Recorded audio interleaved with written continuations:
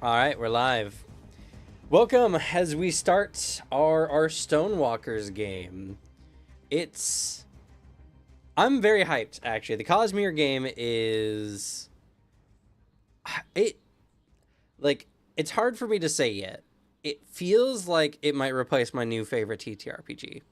But we'll find out. We'll find out in this series. We're going to be playing Stonewalkers, though. We will be starting off on the second chapter because we played Bridge 9, and so the characters were already second level. And so rather than forcing the players to play a whole 2 chapters at level 2, essentially, and mess around with the balance, I found some creative ways. So you can take this as a great time to at least get a fresh start on your game, completely blind to what's going on, and then just a little foreknowledge into the future. But yeah, so with that being said, we played Bridge 9, or at least most of us did, not Alicia, because Alicia's lame. Oh, ow. You're not part of the crew. So, the characters are at second level, and one of them have spoken the words. And one of us was good enough at this game to speak the words. It's not about being good at the game. Sometimes your story moment doesn't come. I think it's a competition. Like all good tabletop games. I am on the way. I have 1 pip away from swearing the first ideal. Because I was a prisoner. Prisoner gang rise up. Whoop whoop. Couldn't be me. Couldn't be you all. You were the ones doing this shit. Nuh-uh. I'm gonna blame you. You're complicit. But you should just infinite mountains in that fucking canyon. Just fucked up. Let's go ahead and get started. So, after the events of Bridge 9, the remaining bridgemen go back to their hole, more or less. The very crudely crafted shelters that are designated for, slaves in holding in the Sadius war camp.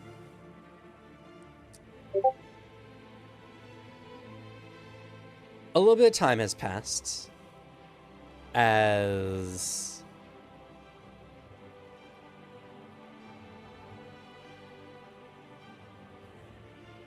what happened was real unfortunate. You lost pretty much an entire bridge crew and several Sadius soldiers. And the worst thing of it is you guys just don't hear anything for a few days. You don't know what's going to happen. You don't know if you're going to be punished or anything. So, in these days, what do you guys do?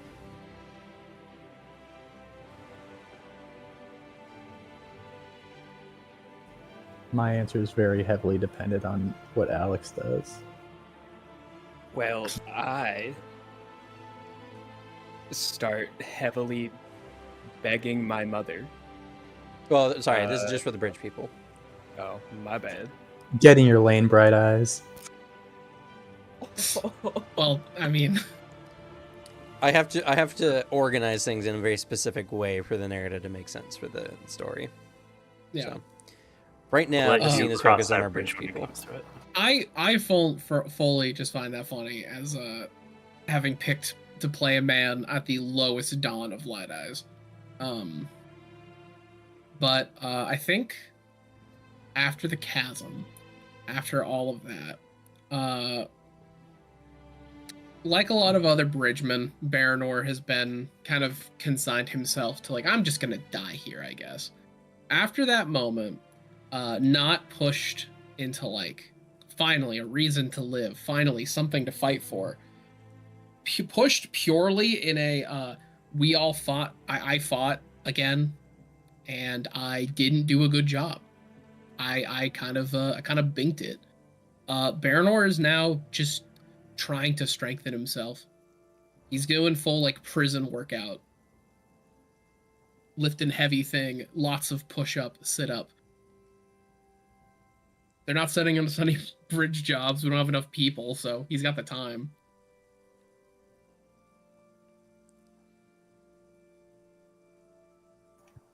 I don't think I ever like fully lost hope like most bridge men. I think I was like on the verge, but wasn't quite here long enough. But I was sort of at a point where I was like, just survive. That's all that matters. And now, after all of what happened in the chasms, I think I just sort of want to like work toward like rather than just surviving. I'm like, I can't remain here like this. Something's got to happen. So I'm sort of in a wait and see approach to what the only other person in this whole camp that I've recognized as helpful and useful, and I just sort of hang around Alex's character a little more and work out around him. Give a little bit of help here and there if things come up, but not putting myself out too much. It is purely one of those things where Baranor is not used to just speaking to other people. It's been a hot minute. So, like, he's not super talkative. At most, he would acknowledge your presence as he's, like, I'm picturing him doing, like, on the side of, like, a shitty bed that's just raised off the ground a couple feet. He's just doing fucking sit-ups hanging off of that. And all he does is, like, acknowledge your presence, doesn't chastise it, and then just keeps going. Yeah, I don't try to like strike up conversation or anything. I'm a very quiet person in general, and just sort of seeing you be quiet, I'm like, this is fine. I just need to strengthen our association by proximity. Yeah, and any other moments he's doing something, there's just suddenly like a space for another person to be next to him. Yeah, I think half the time I'm sort of like joining you in like working out, and a lot of the time I'm just sort of around, but not quite doing what you're doing, just sort of chilling. Trying not to look like I'm in very deep thought. Yeah.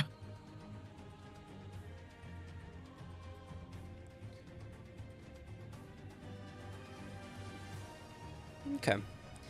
So, you guys kind of just wait in your own individual ways through subtle, I guess, social ingratiation or physically working out to just kind of feel like you're working towards something. It's in these moments that I want you both to really consider what is your character's purpose. On your character sheets, I want you to go to the goal section, which is the 4th tab down, and go over your purposes and your obstacles if you haven't done so already. I have all mine filled out. Yep, I see that. So if you want to go ahead and state yours, what is your purpose? My purpose is to become the greatest man I can become. To wield the sharpest mind and blade to glory, to become a man my parents would have wanted me to become, to prove to others and myself that I hold worth. Okay. And what's your I also know mine. Intense self-doubt.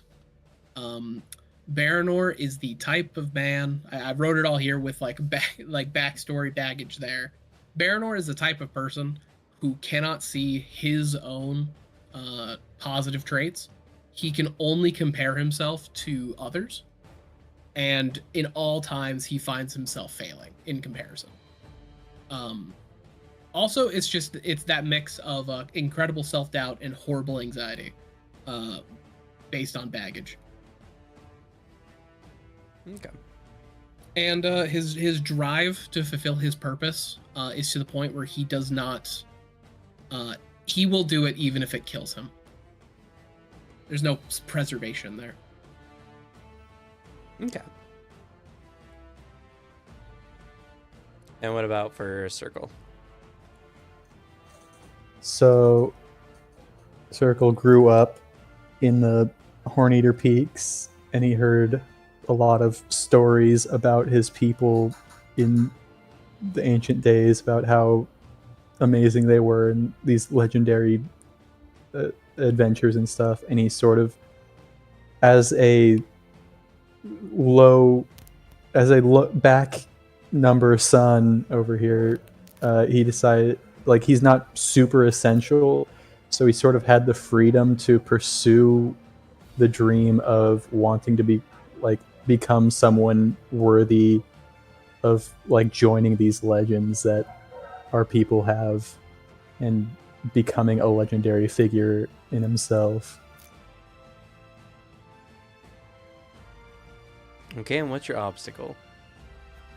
His obstacle is that shortly after coming down the mountain, he got screwed over real bad, and he has sort of lost all faith in people outside of horn eaters, basically, and he's very bad at trusting and relying in people, and it's like trying to be someone worthy of legend is not easy when it's hard to care about other people in that way. Okay. And then I want everyone to consider these two things, and two, I want everyone to add 2 goals to your character sheets that can get you towards your purpose. Should I add more? No, you're fine, Baranor. Cool. You have more than necessary. I was like, these goals are based on my character story. I should probably just do it now. Oh, my thing isn't there anymore. I swear I put it in yesterday. So the thing that is weird about it, if you want to keep the name there, you have to go into edit and then change the name there. If you just like click the text and alter it, it's not going to save. Oh, that makes sense. I just tried to type it and it disappeared. That's how you get like 3 new goal, Wait, which I did what? yesterday. So you have to click the triple dot at the ends there. and Oh click my edit. god. Yep. I'll also state, this is currently like the pre-final version of the Foundry. I haven't been given my key yet to update to the full like release version yet. So when that happens, a lot of things will probably be a little bit better. Can I say though, for a pre-release Foundry sheet and kit, this is leagues better than what some other games have. So kudos to the people making this. You know, it's super funny. I find it hilarious that Roll20 just gave up on having good sheets and just bought Demiplane Nexus to have them do it for them. Yeah, it is like I can count on maybe I would say one hand, but probably a couple fingers, the good sheets we've used in Roll20. I can Most think of of the them are Pathfinder one and garbage. little else. Like the vampire one is fine. The vampire one was acceptable at best. It was better than the Lancer one or the Mutants and Masterminds one. Pathfinders is just the best one. Yeah, it's really good. But that's because the Pathfinder people are always like really in it. Yeah, exactly. Also, for Alicia, you can add your token to your sheet. Oh, my bad. The very front page, you can click the profile picture thing, and you can just upload and select your photo. All right. Well, Okay, I can't edit this goal. I don't know what I go to the edit. I've put in multiple times this goal in different text boxes, and it's not updating. Damn. Oh, it's that text box. That's a text It's the box. one at the top. Yeah, That's stupid. like the title part. I don't like that. Never mind. I should honestly, maybe I should add a 5th goal that is stop being a bridgeman. Is that acceptable? That's one of mine. I should probably do that. Well, so 'cause- technically, when you start the game, you're supposed to only have 2 goals. Oh, I see. Well, I'm an My goals are overachiever gone. game. Because you are supposed to gain rewards when you accomplish a goal, so that's why. Yeah, I mean, I did make 2 goals that are very explicitly like farther along. I made one that was definitely not going to happen anytime soon. And Yeah. that's the weird thing about this game. So they in the book it states that you should progress at least one of your goals once a session, like one each session. Oh my goodness. Yeah. Uh, So it's really weird, and I don't like how it's overall designed. So you can keep your goals, and more or less what's going to happen is, one, I want you to each consider a goal you want to pursue that session. And when you get to your 3rd dot, sometimes it's more like your overall thought like changes, right? Like by the end of it, you learn more about what achieving your goal means. You get some small accomplishment from it, earning a reward, and then you will, after that goal is completed, you'll make a new goal towards probably much the same end, but maybe now a much more specific route. Like for instance, Circle here has gain shard plate. Very common goal amongst people in this world. Shard plate is a wonder of wonders. So every time you accomplish a goal, you might be like, okay, I'm gonna try, like, how am I gonna get a shard plate? I'm gonna try to do something, and you'll get there and be like, okay, you would complete it, you would gain a contact or like a patron or something who might then set you up to do like a duel with someone for a shard plate. And so your new goal would become duel someone for their shard plate. You know what I mean? So they'll happen through story, but the best way that this is mostly going to happen is you guys need to make sure that you're pursuing at least one of your goals per session. could I have more goals than just 2? No. Okay. Because like I said, you gain rewards when you complete your goals. So they give you a character benefit, and oftentimes very strong ones.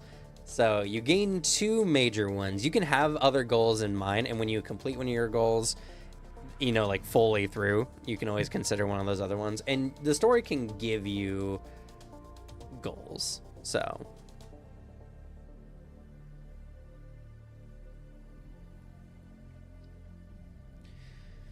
that's overall how we're going to work on it, and make sure you're keeping them in mind, and make sure and be like, hey, GM, does this work towards it? But the expectation y'all should have is for each of your goals, you can only get 1 pip per session. So unless you do something like truly awe-worthy.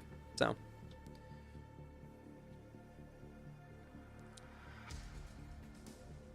but all right, so now we got some of that basic stuff done. While you're, you know, stuck in your thoughts on the evening of the 3rd day, Circle, your spren wakes you up in the middle of the night. It's very dark, as you know. You're in essentially a windowless little soul casted hut, and you can just faintly see some of the moonlight coming in from the entryway, and you can see 2 slightly faintly illuminated rocks, kind of like near where you have decided to lay on the floor. Your spren, who their like Alethi name is Tenacity, but they have as Peak Spren, they have very like similar naming conventions to the Horn Eaters. Your Spren's name is Tom Ahu. Which, again, roughly translates to tenacity. So you can call him Tenacity, or you can call him Tom, or whatever you would prefer. But as you're awoken there by a stone nudging you a bit, you see Tom, like, bouncing somewhat in place. And there's another Spren there.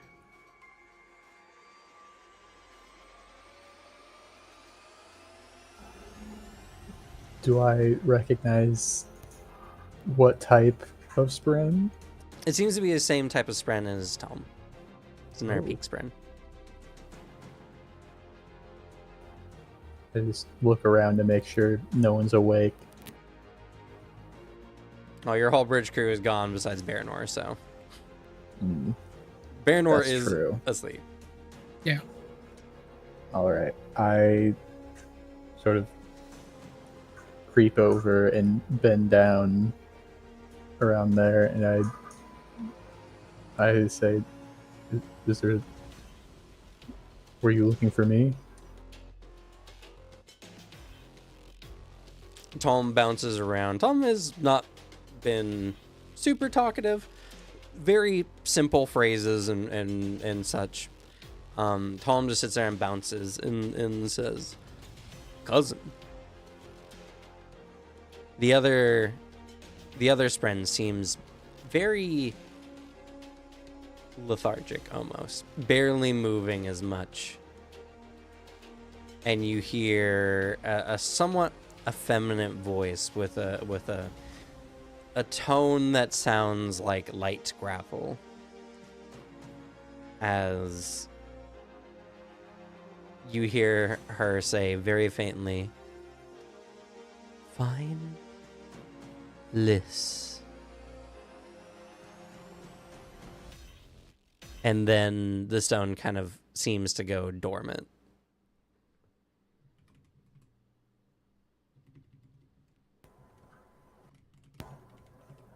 I look over at Tom as like, do you have anything else to add?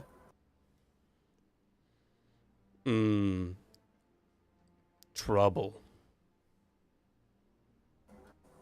I just like wrinkle my brow, sort of get a stern look, but I don't really want to like disobey a Spren. So even though I'm not looking forward to it, I plan to at least look into it. And I just sort of nod at Tom and wait a moment to make sure there's nothing more before heading back to where I was lying down and struggling to get back to sleep while I just sort of think on what I'm going to do next.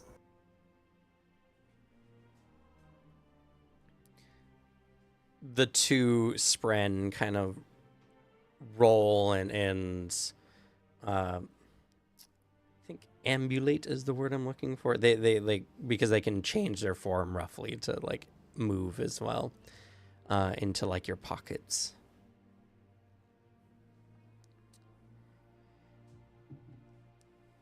The next morning, you get a soldier, one of Sadius's men, banging on the entryway to y'all's hut. He says, "Hey, wake up. We got something for you two." You both stir and become aware. The soldier speaking to you in question is one you're familiar with. It's Varda, the soldier that you traveled through the chasms with. Oh. Along with him is Paris. Ah. Both Paris and Varda, you were commanded to bring the slaves to what was her name? Bum, bum, bum, bum.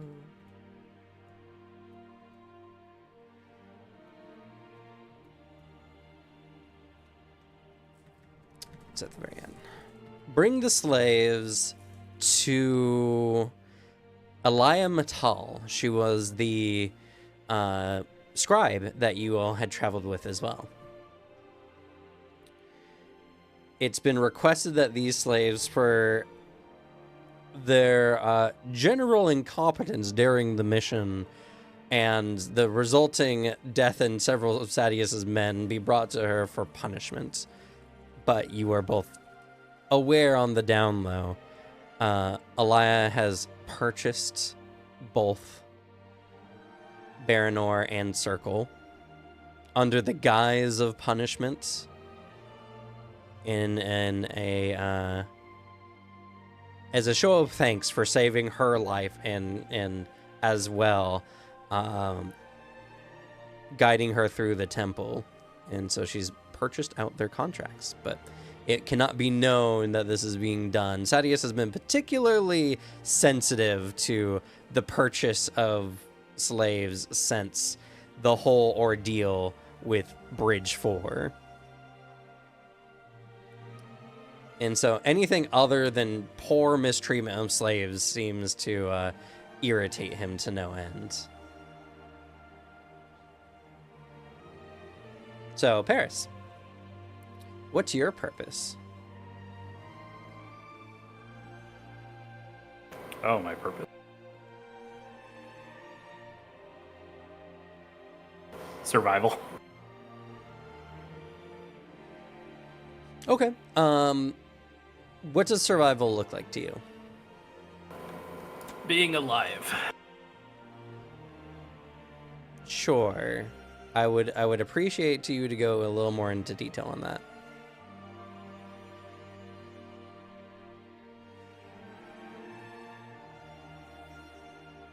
I mean, his is pretty straightforward. He wants to continue to survive for as long as he possibly can. Yes, but that might look differently depending, because you're currently surviving right now. Mm-hmm. So, like, it's important, and I expressly, in a game like this, your narrative is very important.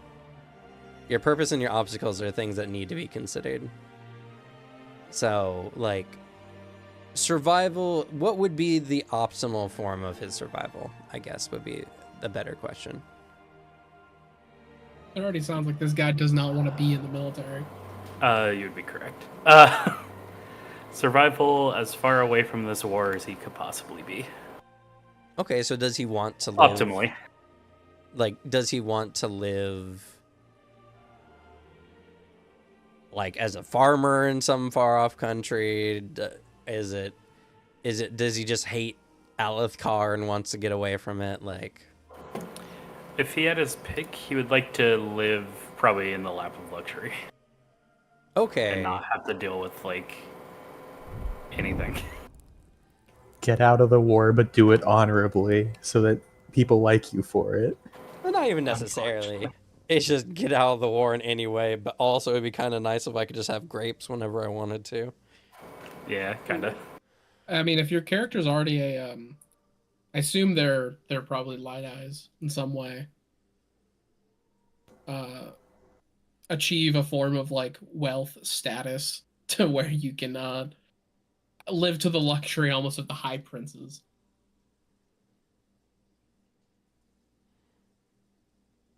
It would be nice. Okay. So I would just make like an addendum of survival and possibly in luxury, if at all possible. That seems a little bit more fleshed out. And what is Paris's obstacle towards this?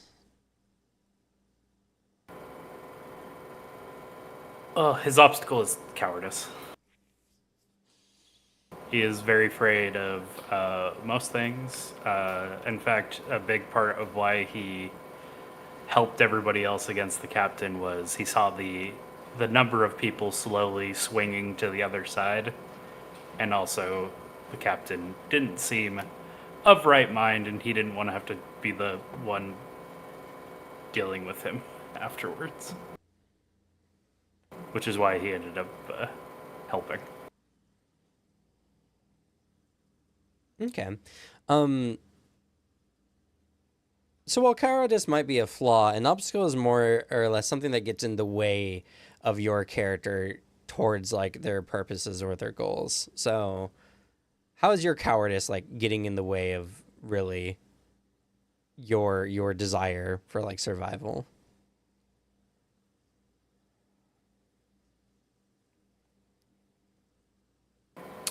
I guess it's not. Maybe I just misunderstood what the obstacle part was. Well, cowardice could actually be an obstacle. Like for instance, maybe you could be in a better position if you weren't so afraid of getting on, someone's bad side, for instance. Yeah, that works. Okay, so Heck, just leaving kind of puts you on the bad end of Alethi doctrine, I believe, or dogma, whichever. yes, for sure. Quitting it, you can't just quit a war, especially for the Alethi. So The warlike nation would be really upset if he just like, yeah, I ditched that shit. Fuck these guys. You especially can't quit the war. Yeah. okay, so just to addendum cowardice there, cowardice and you're unable to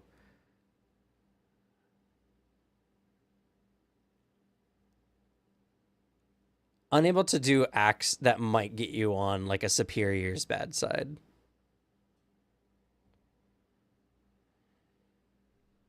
And I see your two goals there, but go ahead and tell us, what are your goals? I imagine many of us could not fathom what you were planning. Finding a way out of this war and looking for opportunities to do so. Yeah, I think that makes a lot of sense for what your purposes are. All right. I wanted to go up the ranks as an officer. No. I've seen what happens to officers. They get betrayed by their team. Just don't fall into the chasm and be crazy. Okay. All right. So, Varda, who, is much more like on as a soldier, is putting up a rather stern front. What's Paris doing during all this? Honestly, probably just sitting there with his arms crossed, looking annoyed. Okay. So Circle and Baranor, you hear this, and what do you do? If it was anyone else, I think Baranor would be like, all right, here comes the execution. But then he opens his eyes, looks forward, and is like, the two men I respect. Yeah, I also get like tense, but then I see who it is and like, One second. Oh, I thought that was coming from my place. yeah, and then I see who it is, and this soldier gained a little bit of my respect at the end there, right at the end. So I'm willing to like see where this goes before jumping to any conclusions, and I just look over at Baranor and with a look of like, you took leadership. Didn't imagine to see either of you again. As he stands up in his shitty rags. Yeah, well, the punishments are supposed to come eventually, I suppose. Come on, let's get a move on. Yeah. I just like nod at them in greeting and then go wherever they're leading. I'd be surprised if we received anything else. So you're escorted out of the hut, and as you guys are moving forward, Varda kind of shoves Circle a little bit, just to give the sense that you guys are about to be punished somewhere. Not to give rouse to I forget who the new bridge overseer was after Gaz. It was some guy and his wife who was the one who was actually in charge. Yeah. Oh Yeah. yeah, Didn't he get got though by this point? asshole. I thought so too. Was he? I think he got because of the whole thing. Yeah. You're thinking of Lamoureux. Yeah, Lamoureux. It is Bright Lord Matal took over that. Yeah, it duty. was McCall. And his wife Hashal. Hashal was the woman. Yeah, I thought she's they basically in charge of all of said it. obviously. yeah, I in thought they said charge. that they were gonna get super punished for what happened. I haven't gotten to where that actually happens yet. It was Lamoureux who was the one who got punished because Gaz. Yeah. Yeah, Lamoureux was Gaz's direct superior or something like that. Yeah. But Bright Lord McCall, I think they probably got talked to by Sadius for sure. But Yeah, they were the people who Lamoureux answered to. yeah. Yeah. And they took more of a vested interest after Gaz. So but yeah, anyway. So not to, arouse any suspicions from any of the overseeing Bright Eyes, Varda has not been too kind in this endeavor. I think based on just what has been said so far, Paranor is now yep, okay, I guess we're getting executed. I guess we're dead. I have a different opinion, but I'm keeping it to myself because I know for a fact that this random soldier doesn't think he could beat me, and I know he has some high opinions of me after our stuff. So I'm just this seems a bit performative, and so I'm just sort of letting it happen and playing along. Well, you're essentially escorted out of the Sadius war camp, and you kind of hit an area towards the outer markets where you're escorted into a tent where you're confronted by the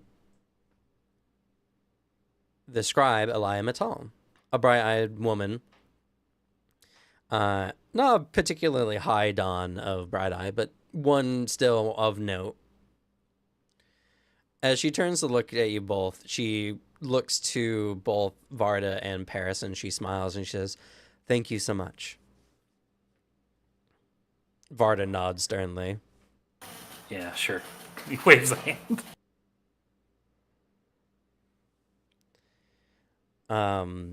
And she turns to you two and she says, "I'm sorry for the rough treatment.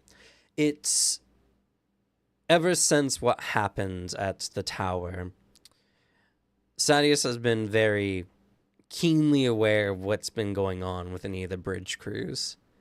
Honestly, if it had been any more than just you two, I don't know if I could have even done this much. And it cost me quite a few spheres, but I've bought out your debts, and I set you free." She kind of just waves her safe hands, somewhat dismissively, but not disrespectfully so. Just that blank stare for a second or two. I'm sorry. Excuse me. Yeah, I just squint my eyes in suspicion. Well, if it wasn't for your work during the chasm and protecting me even from those singers, from those Parshendi. There you go. I had to do the same thing in my notes. So well, to be fair, I've just been reading the book a lot lately, and it's only been saying singers for most of it, so. No, I cycled through every name until I was like, what did they say in fucking Way of Kings? Those Parshendi, it would be ignoble of myself to not reward you in some way. And while I definitely could give you spears, I feel like to slaves, those matter much little better than rock buds. Plus, she kind of eyes Circle.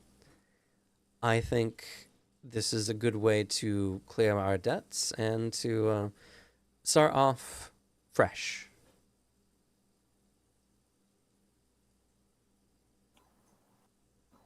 I sort of get the meaning, and I just hesitantly nod my head in approval.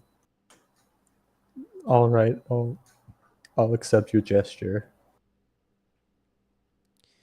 I've gotten for each of you some clothes and as well 10 marks. It's not a lot. Buying your contracts out was somewhat expensive, especially considering the increased rates after what happened with Dalinar and Sadius. So, it's unfortunately the most I could do. She kind of takes her safe hand and just kind of places it on her cheek and just looks at you both, as she does appear like she wishes she could do more, but this is as best as she could manage. I thank you for this gesture. I will remember this. And earlier as well, Paris, you also received 10 marks from Alaya, so you have 10 marks as well. Do I alter my currency? You have to go Yeah. into items and find marks. Oh, okay. I assume common clothing. Yes, common clothing. And how many of what kind of mark? It's just 10 marks altogether. It's just 10. I don't know the order. You got it. Diamond is Topaz, the sapphire. diamond is the word. It's actually Yeah. looks like it's top down, because I know it's diamond, emerald, ruby to sapphire. Topaz are the most expensive. You just Okay. So 5 diamond. Or 10 diamond. 10 diamond. yeah, 10 diamond chits. Or chips. Oh, I'm also assuming Varda gets 10, correct? Or Oh, your last name is Varda. Oh my god. That's the yeah, that's what I was wondering. Oh no, you're not there. Okay, Varda that makes was so the much name- more sense. Varda was the name of a dude they've met in the. That's super funny. I didn't even realize. I was like, okay, Cameron's taking over my character. I don't know what to do. I'm just gonna go long. No, yeah, Varda was the name of the other soldier that worked with him. That's super funny. I'm trying to remember. I found a really big one, right? Or was that in the other game? Oh, I think you might have found a 25 mark brome. I think it was an emerald brome. That sounds familiar. I don't know if it was Emerald Brome, it would be 400 marks. Oh, that's definitely not that.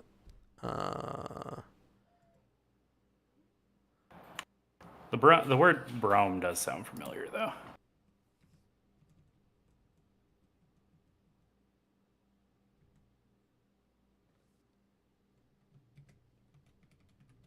Oh, ruby brome is 40 marks. Oh shit. I thought that was the most expensive one.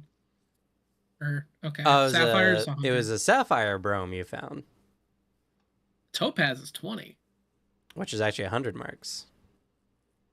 Hell yeah. Okay, I thought it was out of order. Yeah, I was like, this sounds about right, but no.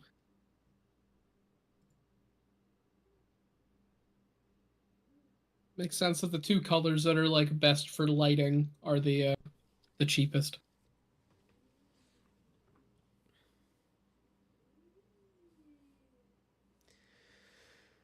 So, Is there any way to adjust the length of the sheet? Because, like, it kind of goes under the lip for me, and I can't really scroll down. You can move the sheet up. No, I Yeah. can't move it any higher. Yeah, there's not any like pop out or extend options. What are you talking about? Like your actual character sheet? Yeah, like I can't really see everything that's at the bottom of my character sheet. What's at the bottom? Oh. Yeah, can you not grab the top of your sheet and pull it to the top?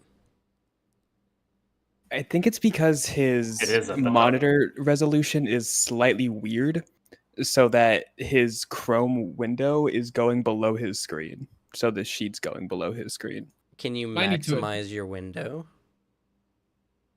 Well, Well, it was already maximized, to be fair. yeah, my character sheet went below my screen too, but then I just moved it up.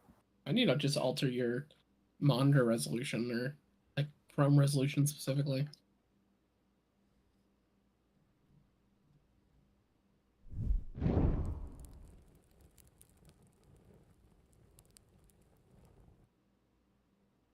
Yeah, I think Also, his why do you have a bunch monitor- of diamond bromes on your sheet? I was trying to get to the total. Oh, no, yeah. No, just a sapphire brome should be all you would need. And then diamond marks for whatever you started off with your kit, which I think is like 2d6. Yeah, I started with 8. Yeah, no, you just And then increase the the quantity of 10. the marks. Okay. So, Let me figure this out first.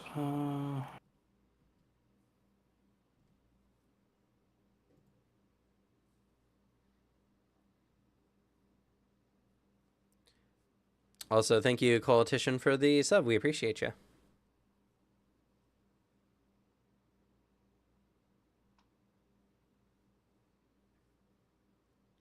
Oh, finally, I'm out of rags.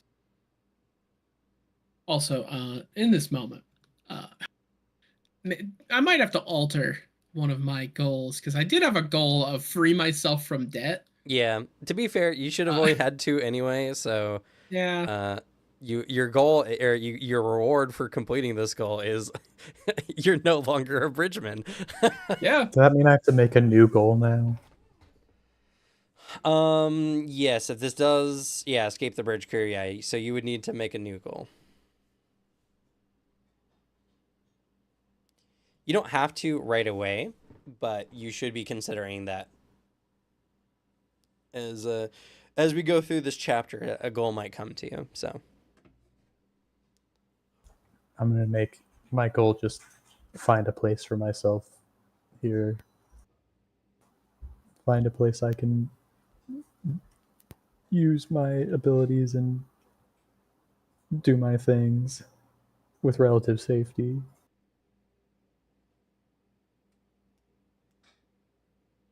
find a place in the war camps.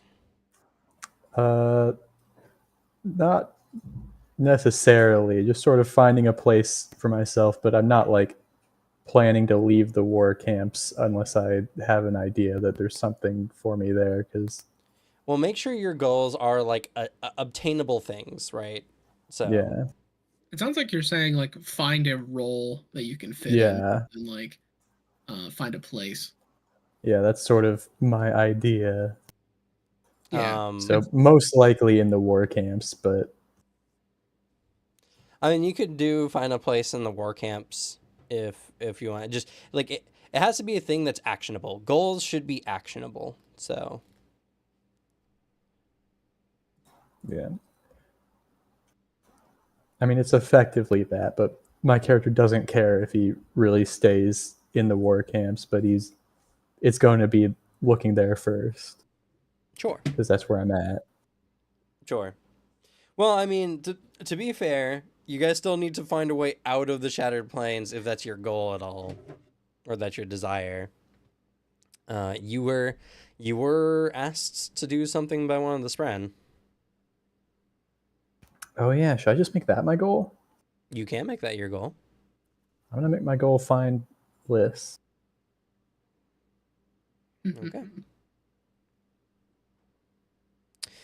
With that, Elias says, well, I hope we can continue to have a good relationship, and I recommend that you avoid some of the more stern High Prince's war camps if you intend on staying here at all. The Kolnar camp is one of the most open, and I doubt you would be recognized there. It might be the best route, and otherwise I am honestly uncertain what I could do. I have nowhere better to go at the moment, so it seems like the best option for now.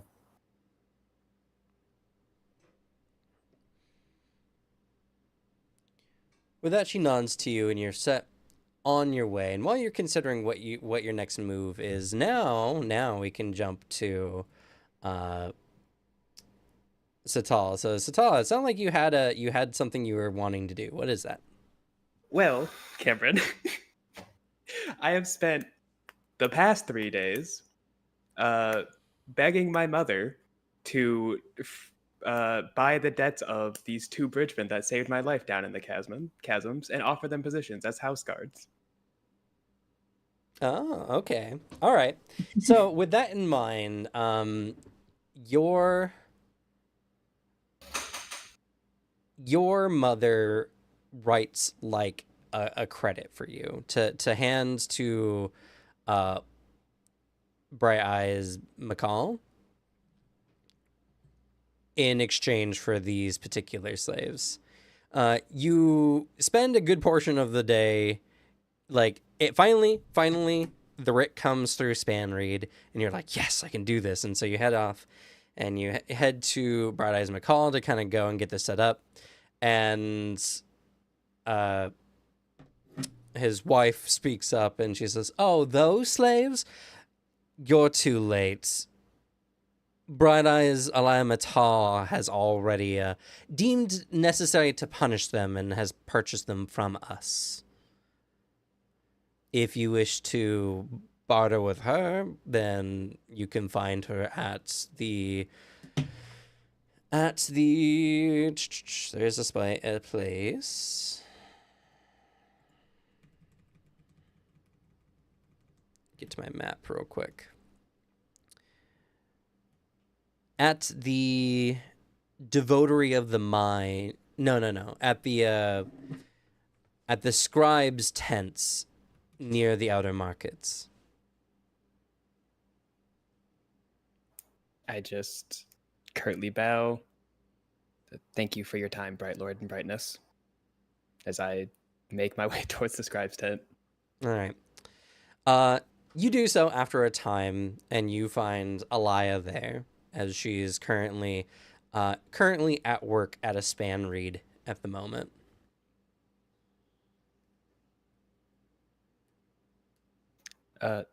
Hello again.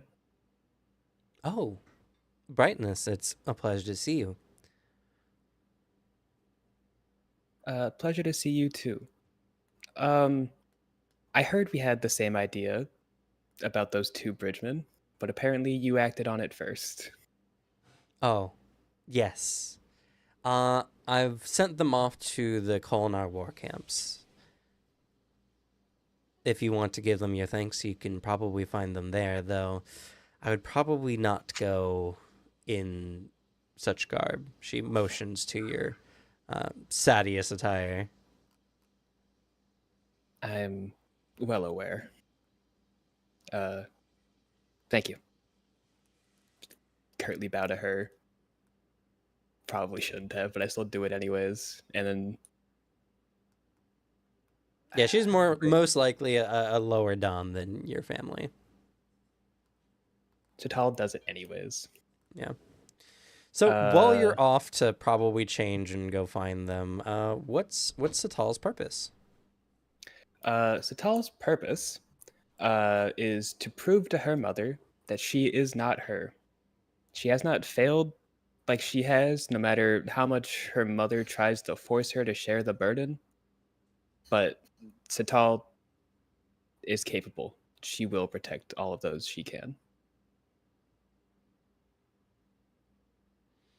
And what is Satal's obstacle? Unfortunately, uh, she has no position in society, nor does she have the resources. Mainly also just because her mother wants her to make her way in this world. Struggle. Don't be given everything.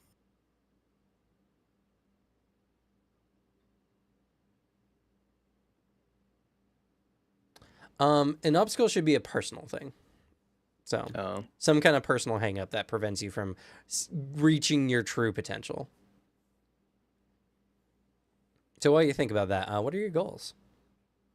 Well, I have speak the first ideal. Yeah. And then become a ranking officer in an army. And it was free those 2 bridgemen. But now it has changed to transfer to Dalinar's army. Ooh, okay. That is quite actionable. That is very actionable, yes. I hear they're hiring. All the while you've been doing this, you have been chased by the windspren that has followed you ever since then. Though attempts to communicate with it has not been super fruitful. You just get the occasional jovial laugh here and there as the windspren flits about, and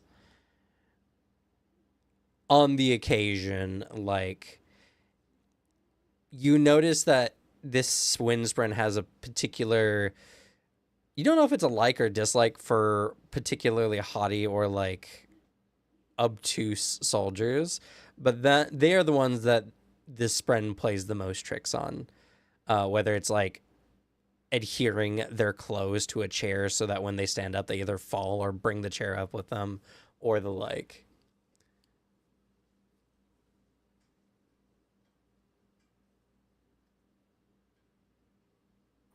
Tatal always secretly feels great joy about this, though she doesn't show it.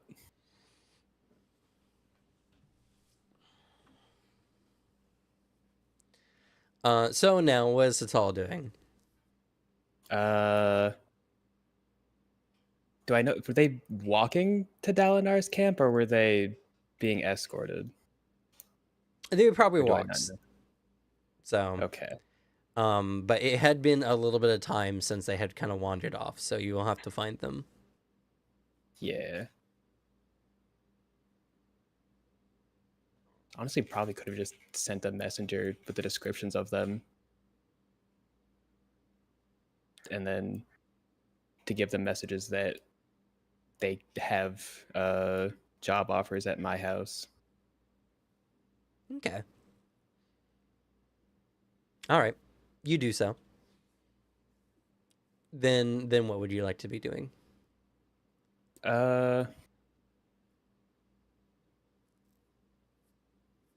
Sitting alone in my room, contemplating. Because in the chasms, she wanted an escape. She needed an escape. And the Knights Radiant, that power seemed good to her at the time, but they betrayed us. One of them walks among us now. That could mean bad things for us. She's feels that she's close to becoming one of them, and she doesn't know how to feel about that. Well, why would she feel she's close to becoming one? I don't know. I mean, Because as of hard right to now, the remember. only thing that's happened to you really is that you've heard a windspren speaking to you, and you're being followed by this spren. Well, I mean, she did try speaking the words at one point, and she did speak them, and that dude did like them. So I don't know. I feel like that guy's over there. She might be. I don't know. Well, as of the common knowledge at this point, there's no connection to spren and radiance. That's fair.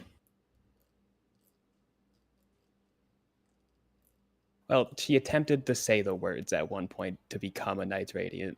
Now I guess she's contemplating on, why did you do that? Is that really the right choice? Yeah, I She mean, you did did go say to that those temple, words. and you did see evidence of the Knights Radiant, and you did take a little bit of cloth from that temple that you found in that statue.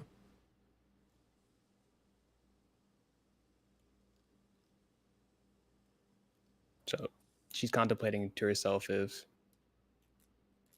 that's really the right move. If she, now look, why did she do that? You know? Okay. So while you're thinking about that, your thoughts do drift to that strange Unkalaki who did seem to have power. That was strange. And while that might possibly be a threat, maybe talking to them a little more will help you with these feelings.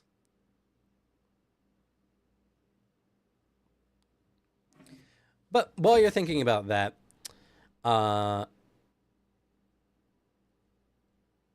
Lurio, what are you doing in the Kolinar camps? He is most likely working out, doing push-ups and pull-ups, and then he grabs his sword and practices on the dummy to make sure his skills are still sharp because he doesn't want to lose them. Okay. To be fair, many of the Kolinar troops are the most stalwart in Stern, and you're somewhat looked down upon by many of the other war camps. Many soldiers look at y'all as just pretending to be true knights and true, out of fashion, honorable men. A particular soldier is kind of walking through and notices you, and he's like, "Hey, kid," motions to you. He's wearing Sadius colors.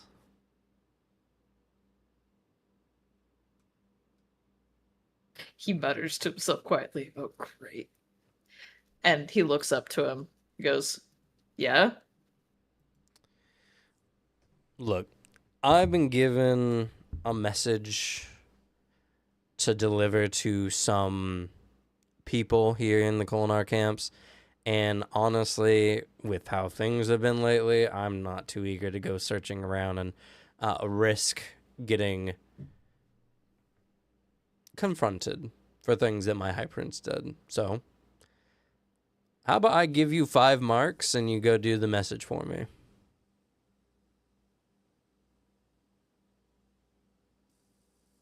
He looks down and then back up again and ponders a little bit. Fine. He takes the money, grabs the message, and walks to the main tent.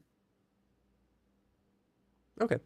He gives you a description of Baranor and Circle. That they've been sent off. That they're somewhere in the Kolinar camp. And that they have been offered a position at Brightness Nodowag's homestead as house guard. Should not be too difficult. One of them is an Unkalaki man. Should stick out like a sore thumb.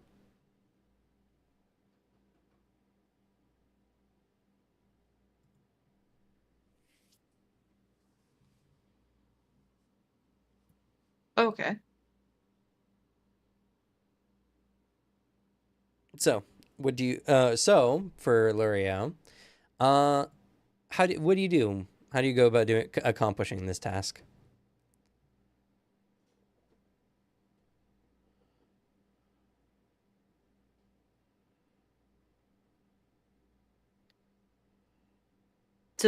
Sorry, my cat was doing something bad.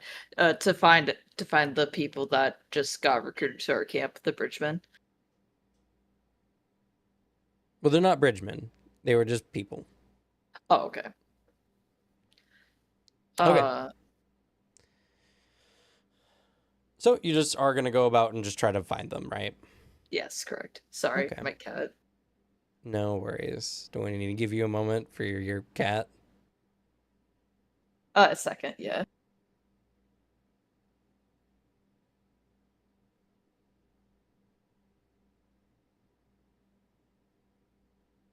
Okay, she's distracted now.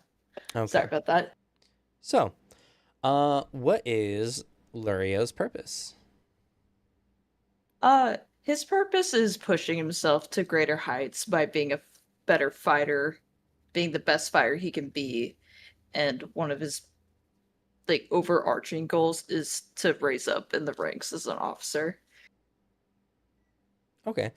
So for your purpose, I would just put to be the best soldier he can be, or the best warrior, whatever you prefer. Okay. And what's Lurio's obstacle?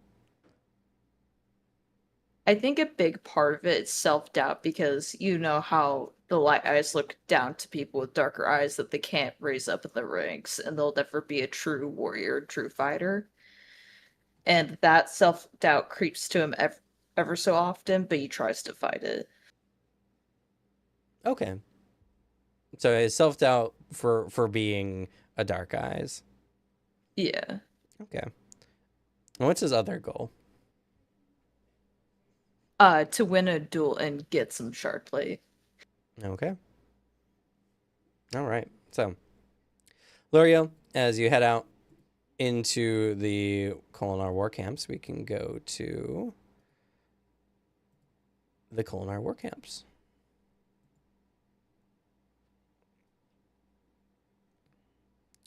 So, for the players at the very least, you can see just the Colon Central Complex as the main landmark here. Most of these surrounding buildings are mostly like barracks or some kind of living situation, though the Kolinar camp does seem to have a more open market. And let's see here, I believe I have something here. I know there's also like more families in the Colin camp. Yeah, like I said, it's a lot of like homesteads and stuff like that, but they do have their own little market. And so as Baranor and Circle, you're kind of walking through the camp. You see the Colon Run camp runs on precision and discipline. The barracks are built into soul cast stone buildings in straight, regimented rows. The sections of barracks form a rough circle around a central compound complex, which houses the Colon officers and their families. You see a higher official barking orders for Alethi soldiers to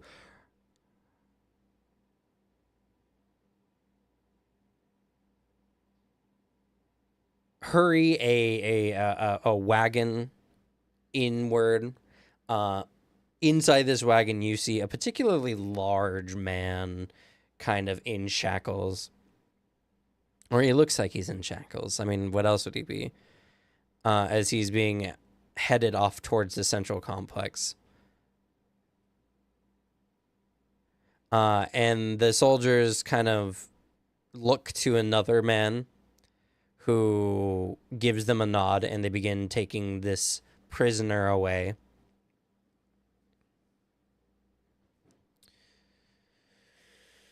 And then he just kind of, with hands on hips, looks around, and he notices you two specifically. And he makes his way over to you two. You don't look like soldiers. Oh, actually, I think I have a image for him. 1 second. Oh, love to hear that. I do. Do I have?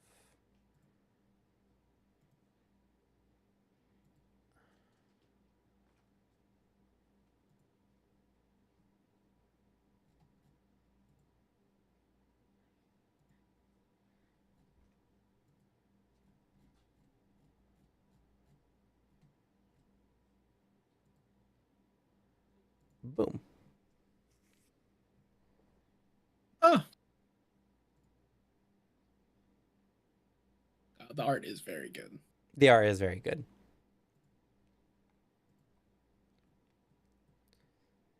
But anyway, so he comes up and he says this to you too. I just look over at Baranor, sort of opening the floor for you to handle it. No, we are not. Well, one of the few situations, that's a good thing.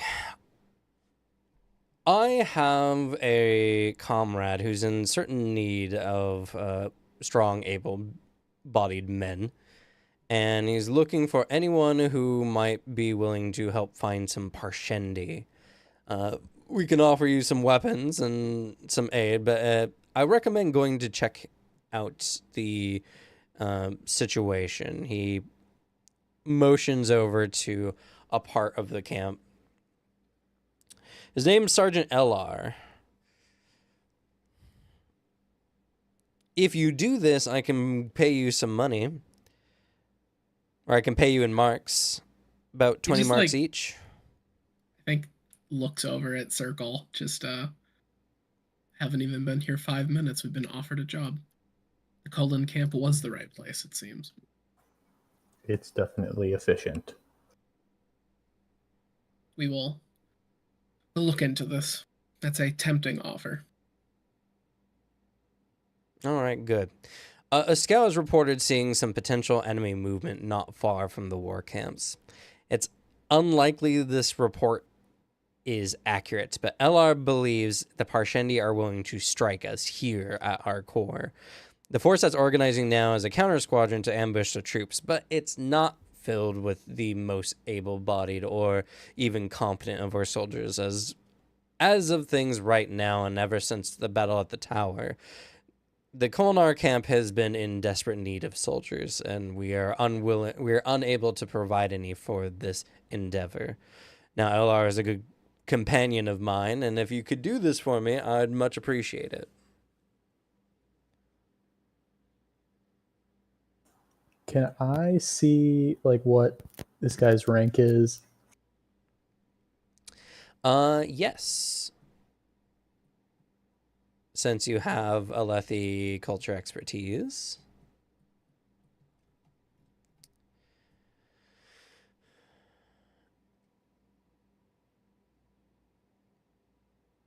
He seems to be like a pretty up there soldier.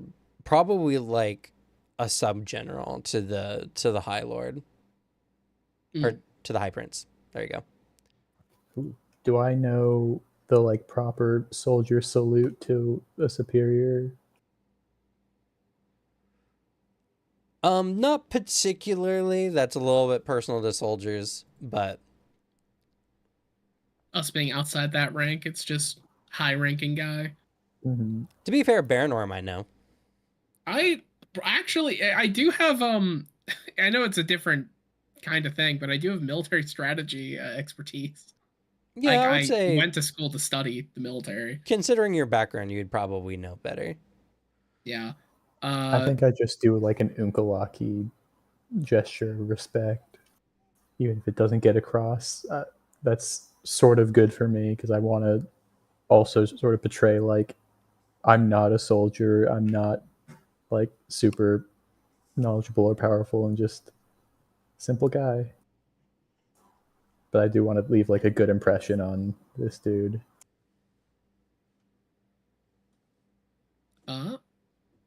While he's like describing this job and like the situation and pointing out the tent we have to go to, can I utilize maybe deduction and see, is there any other like, is there anything he's like leaving out?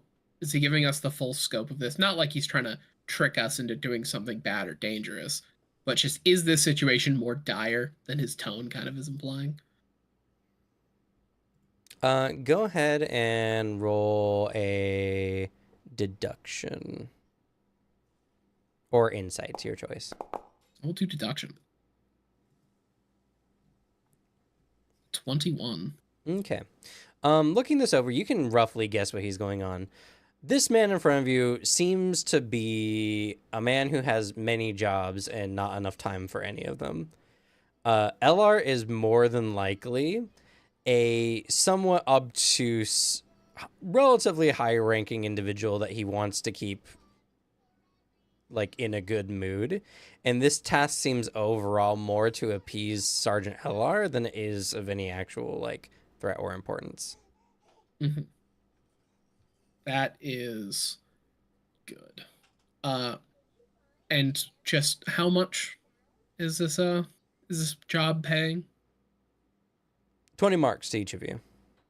And if you bring some friends too, that would be good. We'll look into it. Gives him a nod of respect. You know, that's the best I can ask. Once you complete this task, and, you know, I find out from LR, just go around and ask for Borden. Is that, just to make sure, is that a name or boarding? Like, No, Borden is his name. okay, that's what I was wondering. I thought he was also saying, yeah, go ask for boarding. Like, we'll prop you up in like a tent. That's what I was making sure. Yeah, I'll type it out for y'all. No, yeah. I was just didn't know if it was his accent or guy's name. I assume guy's name. All right, will do. With that, he curtly nods and heads off to do probably a lot more work. This might be our best bet. Soldiery without being soldiers. At least for now. It would be best if we don't go to war, especially since we're new to this area and situation. But getting a good in with them would help us in the long run. Just depends on what you want to do with your life. I can see worse lives. I'm somewhat trained for it already. Well, I feel I'm strong enough, so it's as good as any to start.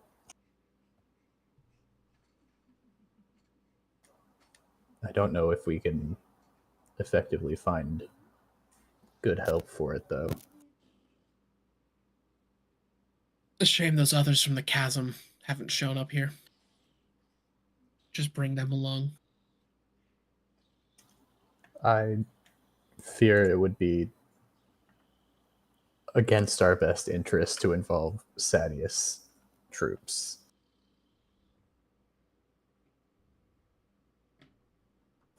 Part of them coming along would be leaving that camp. More just they're the only people I know. It would be for the best. That soldier back there, I could see myself liking him in a little while. Not quite yet. He exuded great bravery. The two of us are very much talking about different soldiers. Yeah.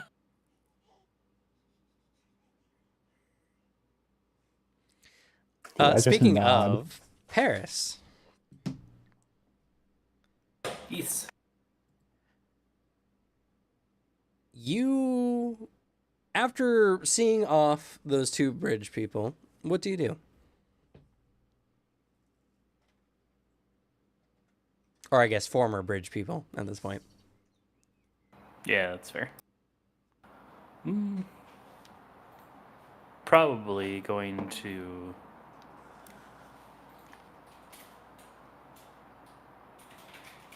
try and make use of the brief time off between scouting missions.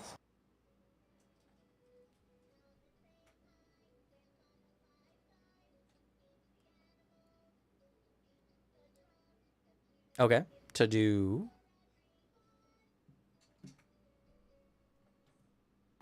Mostly rest and relaxation, as much as you can in a military camp. Well, to be fair, the war camps are becoming what's almost a secondary capital to Alethkar. every day new merchants come in, new amenities are made, and new luxuries are had by the upper class. If only you didn't have to worry about this whole being a scout thing. At first it seemed nice. Good gig, paid well enough, ate well enough, but in the years you've been here, it's been just a slog. And if you could just get out of it, you got a fair amount of marks now. You could probably start something for yourself if you could just get away. It's at this time that you hear of this small little strike force that Sergeant Elar is putting together. They're heading off into the chasms to flush out some Parshendi. But many think that Sergeant Elar is being somewhat hasty, and there's no real threat here. It's quite possible that you could make use of this situation to, maybe have an accident disappear suddenly. I mean, if you just disappeared during this little excursion, people would probably just chalk it up to the Parshendi. This is true. Maybe pack a little extra food and water just in case. Yeah, well, I mean, if you want to just get out of the Shattered Plains, you're going to need some supplies. Hmm.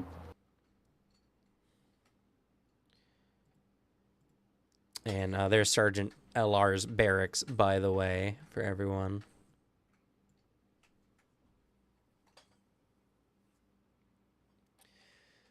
But it is in the heart of the Kolinar camp, and as a Sadius troop member, even if it's only by color, it would be a little unfortunate for you. So it's best you don't go in your standard gear anyway. Am I aware of why it would be unfortunate for me, I suppose? Yeah, I should describe this. Everyone else knows. So recently, within like the last month or so, High Prince Sadius had a cooperation with High Prince Dalinar to take one of the plateaus out in the Shattered Plains called the Tower.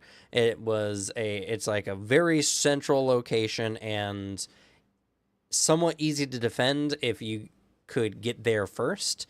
And the idea was to flush out a lot of the Parshendi and deal them a massive blow in one of Dalinar's attempts to kind of end this War of Reckoning.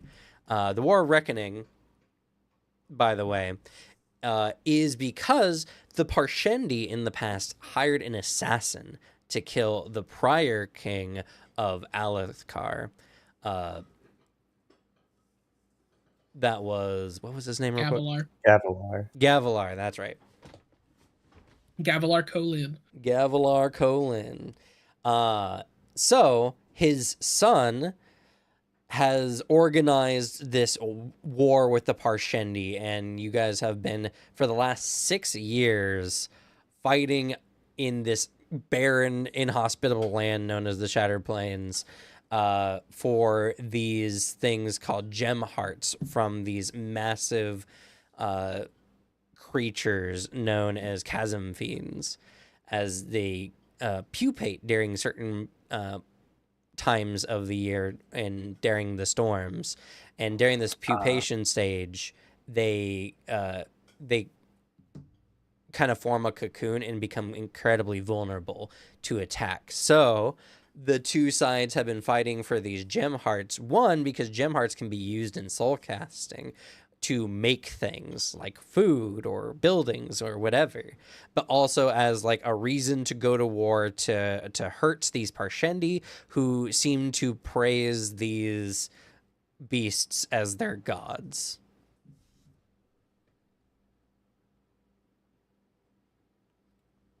And that was the thing that we fought in the chasm, right? Yes. And then back to the tower, because you never finished explaining that, I don't think. Oh, yes, I did not. Thank you. So there's a lot to explain. So at the tower, Sadeas set up the bridges, got Dalinar's men there, and then ditched him. Left him to die surrounded by Parshendi, pulling back his bridge crews, and overall trying to make it seem like the Parshendi just took out who can be viewed as probably his most close political rival. It was thought that Dalinar and Sadeas had a good relationship up until this point, and it would not have been questioned had Dalinar not returned back with the help of a brave bridge crew known as Bridge 4, who went to his aid and managed to turn the tide of battle and allow for his men to retreat from the tower. Since then, the Kholinar troops and the Sadeas troops have been not on the best terms, mostly because the Kholinar troops, or the Kholin troops, not Kholinar, the Kholin troops have been just kind of angry at the Sadeas troops, who at this time are just like, hey, my High Prince did, don't get mad at me. But of course they're going to get mad at you because you ditched them, so. Yeah, to put in perspective, Dalinar left for the tower with 8,000 and came back with like 2,200. Because he got outflanked and surrounded. Fair. Yeah. Also, this is not in any way pushing your character. It's just because I think Paris seems like the type of motherfucker to have a uniform for each war camp. Just like he has a box somewhere full of just different colors. Well, the alternative was just stealing it from somebody's laundry. Yeah. Well, you could also Like- just wear like normal clothing. That's fair. He just seems like the type of guy. He's like, all right, I'm visiting this war camp. I will wear a different set of colors so nobody orders me around. Also, probably. Well, to be fair, Well, so your aim in this endeavor would be to go there, emphasize who you are, Paris Rincewind. So if anyone asks, they'll be like, "Oh yeah, didn't he go on that mission and he just suddenly disappeared? It must have been the Parshendi." So it's not to disguise who you are yourself. You just don't want to get like you don't want some Immediately chowder being outed thrown by at my your colors. head. Yeah. Yeah. So Alright. I'll go there in regular clothes then. okay. All right. And Lurio. Yes. Let's see how successful you are finding these individuals. I want you to roll for me.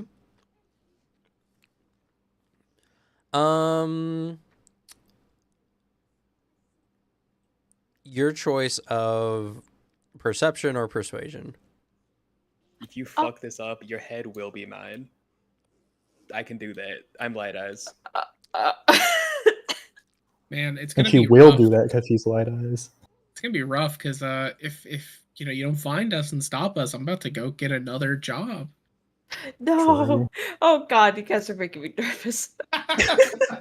Man, if you had found us like 5 minutes earlier, we would have agreed, but we already signed the contract. Sorry. Oh. Okay. You know, Our fault, I'm gonna post. our fault. I'm gonna post the fact. Do this. Let's raise the stakes. Roll for me a d6. Yeah. Whoa. Oh God. Is there a set dice like window for this game just to roll this?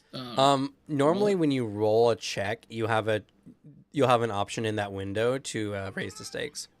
Okay. Am I blind? Where the heck is it? But I don't think there's an actual button yet. No, it's just Oh rolling yeah, a and d6. there's no die roll thing It's on at the bottom. side. It's right above that. Oh yeah. All right. Unfortunately, that is a nothing result. So Oh. Could have been worse. Could have been way worse. So you're running around the camps. The only thing you notice is a contingent of men kind of taking a large cage towards the Colon Central Complex. But when that you're just kind of left to wander. So we head back to Baranor and Circle. I have a question, Cam. Sure. So when he gave this job to us, was he sort of like join the team, or was he like put together the team? Like we're kind of in charge of it? No. He just said it'd be It's cool if we join brought the friends. mission. Okay. He's just So saying it's like if a you have bigger- friends, they'll get paid too. Yeah. Alrighty. Yeah, he's trying to get as many people as he can manage to go on this trip to help kind of satiate this this light eyes, essentially. So more people would make this hopefully better in case there is some kind of event for you guys specifically. Even if there's a low chance, there's never zero.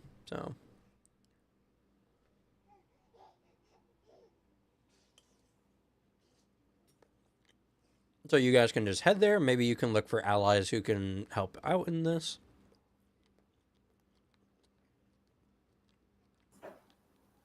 I don't know.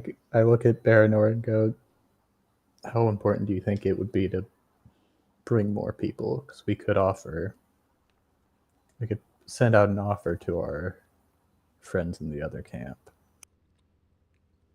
It's if they decide to come, but if we were to ask anybody, like, I only know 2 people.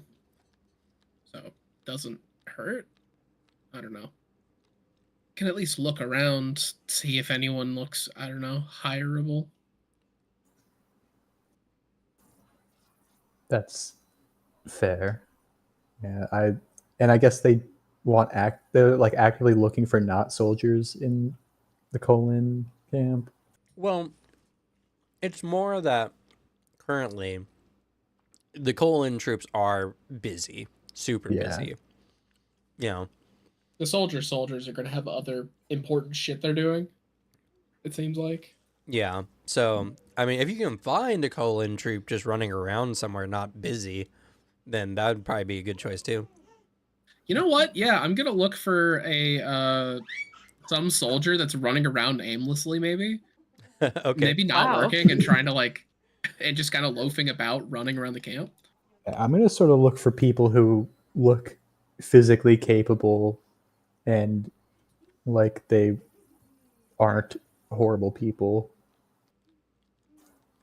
Sure, Very both of low you roll. standards. Perception, raise the stakes.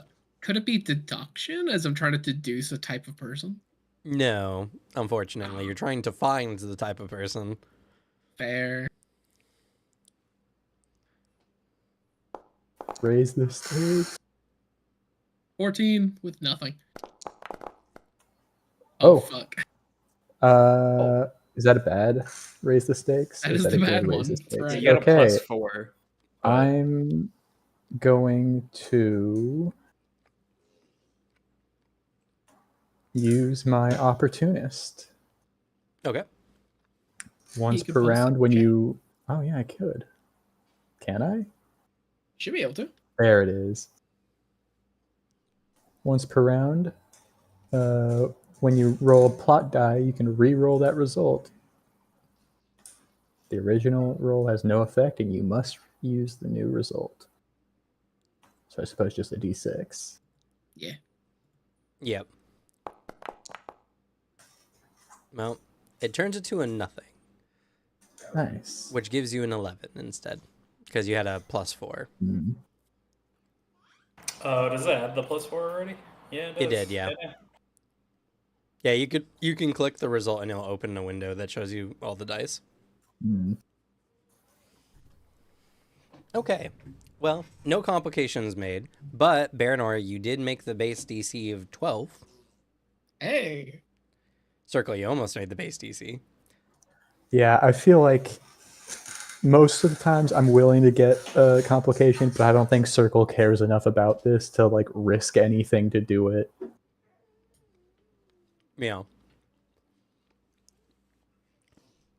So, Baranor, as you're kind of looking around, you see a young Herdazian Colon troop just kind of looking around something. It looks like he's looking for something. Maybe he's on like an errand from a higher up troop or a higher up member or sent on some kind of task.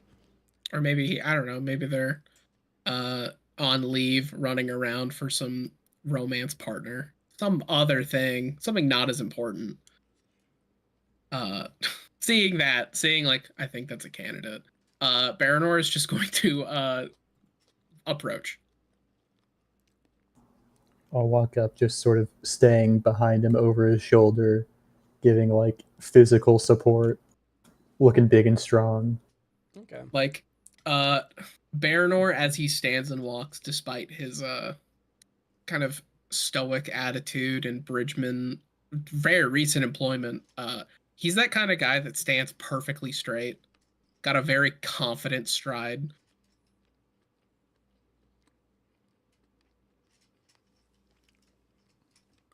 All right, so you walk up to Lurio.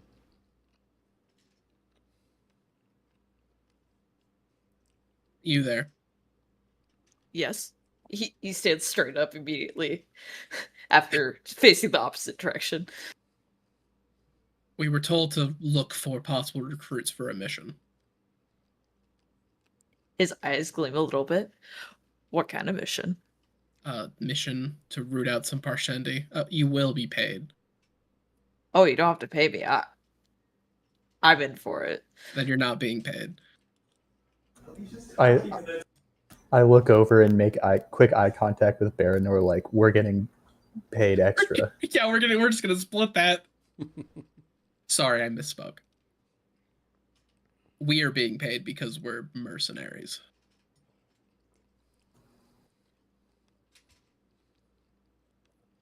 I don't know if this is a weird coincidence, but do you happen to be the new people that were sent at camp? Because you don't look familiar. I am new to the camp, yes. I was not sent, though. Okay. I was just wondering. But, when is this gonna start? We have to go meet a Sergeant LR. Perfect, I can escort you. That'd be appreciated.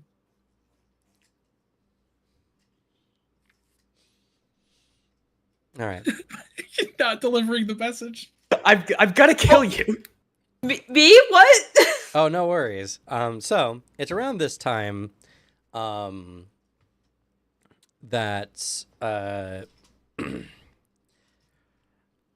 Satal, you get word back from your messenger that the message was delivered.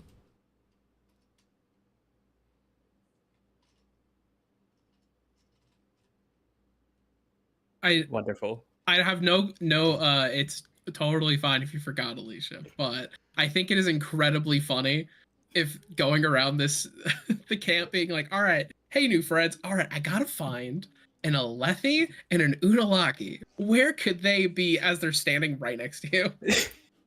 Oh. They walk You up asked to if you. they were new to camp, and they said yes. No, And no, that y'all just- should, Alicia's playing the perfect role here. No. This is a great I moment. know. I'm saying I'm- it because I'm- I like this. I like Listen. this idea. I think it's funny. I'm You allowed guys to be wouldn't mad because this is happen- my thing that's being fucked up. You guys wouldn't happen to know a Alethi and Unkalaki around here, would you? Nope, never seen them. Yeah, we would be like that. I think it is incredibly funny because why would he, like Lurio, assume the two people he has to find would walk up to him? Like, we found him. He's like, oh, they're probably like someone else. I'm so sorry. I thought I walked away to go give it to the bait camp. I'm so sorry. No, this is not a thing to apologize for. I think this is a really funny, like, understandable reason for a character to do. Y'all should have pointed it out. It was perfect.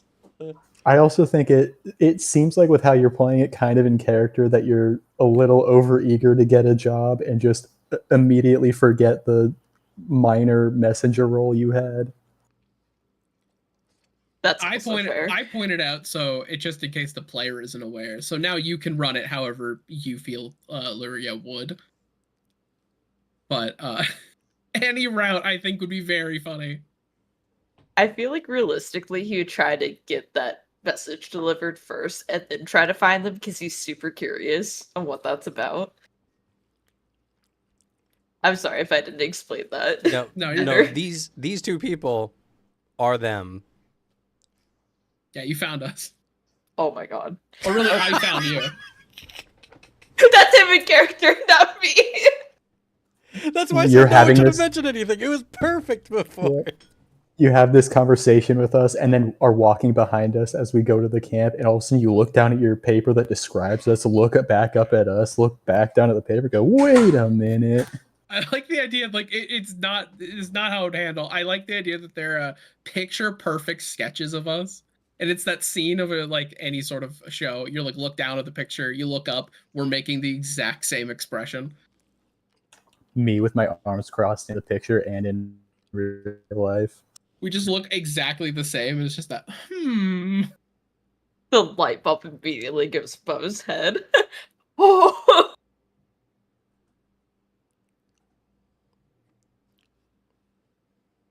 Wait.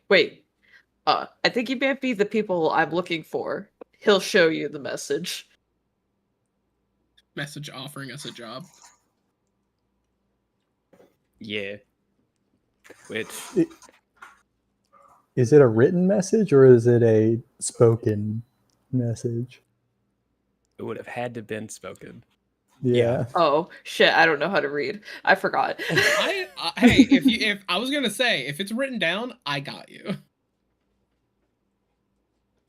I don't remember if I know you can read. You do. You saw me Okay, so read. oh right, then it probably would have been written. I will say, I hope Lanchuk Lefe's name is fully written out. It's not circle. Base. This, I don't know if you Circle would ever have gave told you his it. full name. I probably would have learned it in Well, looking for them. Yeah, I assume my documents say my official name and not my nickname. No. You No, think they would care? They don't care. You were a slave. Yeah, It but would I just don't be know if whatever I you- would tell my slavers my nickname. They honestly, probably that's don't even have a name for you. Good. the Horn Eater. You're the Horn Eater. There's not many of them. Horn Eater 3. Fair enough. Pinch your teeth. So then I guess guess you only know me by circle. And it would say circle. Yeah, Baranor takes it and he just like reads over it. Is there To be one for fair, each of us? It's the same either way, but probably it would have been a spoken message because while it might be known that Baranor could read, it would be rather unbecoming of him to do so in a public place. A scandal. And you would know that as an Alethi, so. It's up to you. Baranor, in this moment, he would still read it. Or you could have it written in glyphs if you really want to. It's spoken. Got to do things properly. Well, next chance we see her, we can give some sort of confirmation. I just sort of probably like better than soldiery. I just sort of like wave my hand of like I'm not taking that offer seriously. I'd rather work a few steps removed from the light eyes. Understandable. And that one seemed a bit pampered. It depends what it would be. And I at least trust her. But I have a lack of options, so I'll find her next time to actually talk about it. Unlikely, it might be a long time till we can see her again. I nod. Yeah. Whether the message got there or not, Satal, you're informed by your messenger that the message was delivered. So he doesn't care. He paid someone to do it, and he just expects it to happen. So Yeah, I asked if they gave a response. they said they would think on it. Okay. Thank you. Dismissed. He gives you a salute and heads off. I would say the same thing, bro. I'm with you.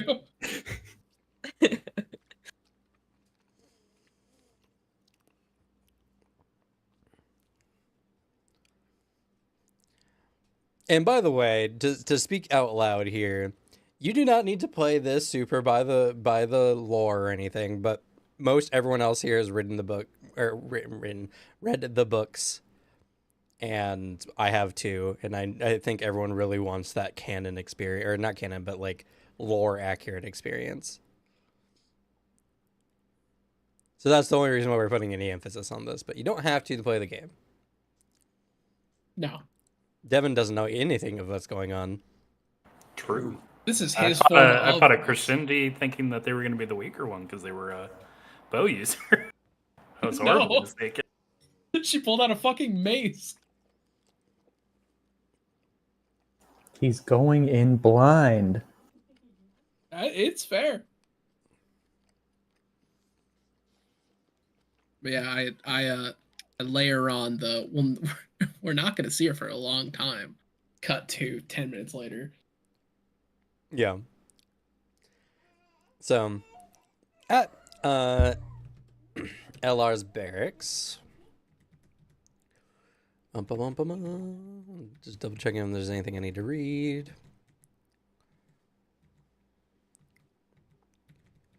Oop.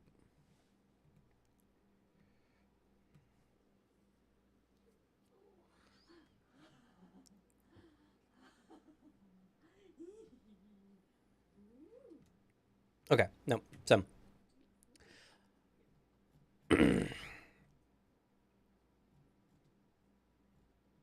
You head off to the small barracks of Sergeant LR as he's currently doing his best to gather anyone he can for the mission.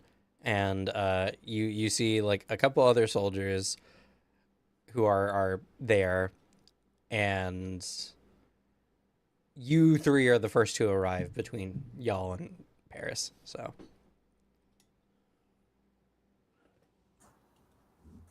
I look around. Is there like a commander of some sort here, or is it just sort of soldiers for now?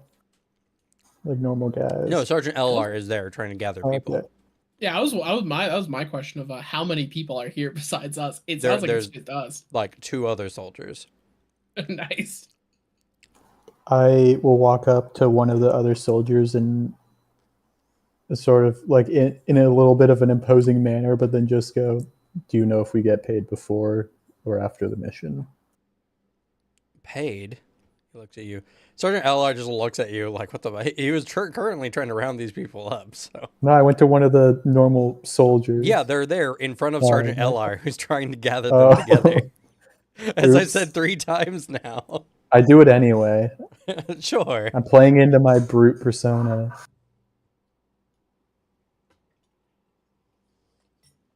Yes, we're here about the job, the mission. Oh? Who sent you? We got that guy's name, didn't we? Bro, Borden. You should know his name. He's important in the books. Borden. I haven't met him yet. I must consult with my mind. By my mind, I mean my copper mind.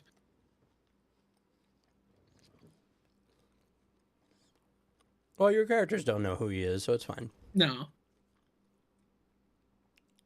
His name is Borden.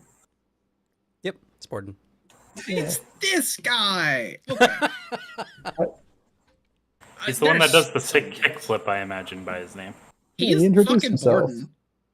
He's very important, yeah. He's very important. He's a cool guy. He's like Dalinar's right-hand man. He really is. He He's a introduced chill-ass himself dude. to us. Yeah, he said we he said just ask for Borden when you want to get paid. That's fair. We were sent by Borden. Oh. All right. Well, I don't know about getting paid, but the security of the war camps is at stake. The Parshendi are there waiting in the chasms for us to drop our guard. And with Colin Camp suffering such losses, we can't afford to be too passive about this. So I'm gathering a group of elite men to go into the chasms to handle this. You look at the two other soldiers, and one just coughs. I look over and make discreet eye contact with Baranor. There's like the look, that slight micro expression of like, oh boy, this is a fine group of fighting men you've gathered, Captain or Sergeant. Well, I'm doing my best, but you look like you have done a lot of work in your days. You could say that.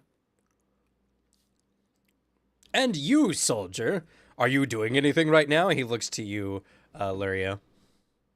No, I'm not. I actually wanted to volunteer for this. Excellent. He comes over, pats you on the shoulder. We leave as soon as we just gather a few more men. His eyes glitter with more excitement. He can't wait. Though, we will need to be armed in some way. I don't know what type of equipment you have available, but I am trained with the longsword. Yes, of course. Well, we are in a fortunate position where we do have just an abundance of material or of equipment and a lack of men. So we have some chainmail and your choice of longsword, short sword, or spear. I will happily take that chainmail and longsword. Hell yeah, I'm so happy I took chainmail expertise. Nice. I take a chainmail and I guess a spear. Because I know that they don't like just anyone using swords. And I don't really use weapons anyway. And you know what? In exchange for your work on this important mission, you can keep the gear. Is it a short spear or a long spear? They use short spears predominantly. You honor us, Sergeant. Thank you. I hold up the spear and say, I'll make good use of it. Shit. What? Okay, so I'm curious. What does armor do? Like, how? What is it? So, Guys, first of all, deflect? make sure it's equipped on your character. So on your Yeah. equipment, you click the little shield, Oh, wear it, and it adds deflect. Deflect too. Yes, so deflect Nice. reduces the types of damage that the armor would deflect. So for chainmail, it would be physical, and I think Energy, physical, and there's one other. energy impacting keen, which keen is just piercing types of damage. So you reduce all those damages by 2. Cool. And also I lose cumbersome, which I imagine messes with my speed. It would only matter if you did not have the strength requirement by its cumbersome value, which is 3, but you're strong enough you wouldn't even need it. But Nice. Yeah. I mean, I'm an expert in it. yeah, which does but, mean yeah. as well that your armor will maintain as you go on, will maintain a level of presentableness and won't look too strange on you. Like people won't question you wearing chainmail if you take it to other places. Yeah. And like as he's getting outfitted, Baranor puts on the chainmail with that level of expertise. Like, oh, he's put this on like hundreds of times. He just slips it on like really easily, knows how to fit it properly. Circle, I'm just sort of wing. have to squeeze into your armor. It's not Unkalaki sized. Yeah. Just don't latch it and put on 2 separate chainmail. Just fit them together. That's a good idea. And I take a second chainmail. Well, they won't If give you a any- second chainmail, but for roleplay purposes, we could I say you try have to it. do it. Yeah, no, Sergeant LR is like, hey, this isn't a giveaway. We need that for the troops. I grunt and nod and go back to putting my chainmail on. Sad that I couldn't get a second pair of chainmail to sell. I feel like you look like Mr. Incredible when he's like trying to fit in the old suit. Very much. Bulging all over.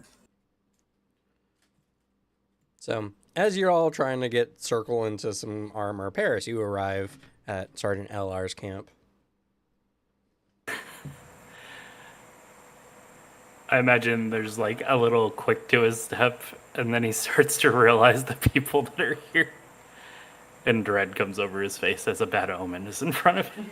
Baranor is like currently obscured by Circle as he's trying to like yank it down more for him. Pokes his head out from this big ass torso. Oh, it's you. I look over my shoulder and see you and just sort of sigh. I feel like the sigh is mutual. But he's just We like, get a cut of both of your faces as you just simultaneously sigh at each other. hello again. I see you're volunteering for the effort. We need something to do. He starts to think about it for a second. If this is indeed a bad omen, this might not go well. On the other side, if things don't go well, it makes his story more believable. That's true. If some accident really does happen, you slipping away might be more reasonable. He will come up to the recruiter, I guess. Yeah, I'm Sergeant LR. He looks you over. He's like, "Have you come to join the efforts?" That I have. Excellent. What are you wearing? Just normal clothes? Yeah. Yeah. Are you with one of the camps?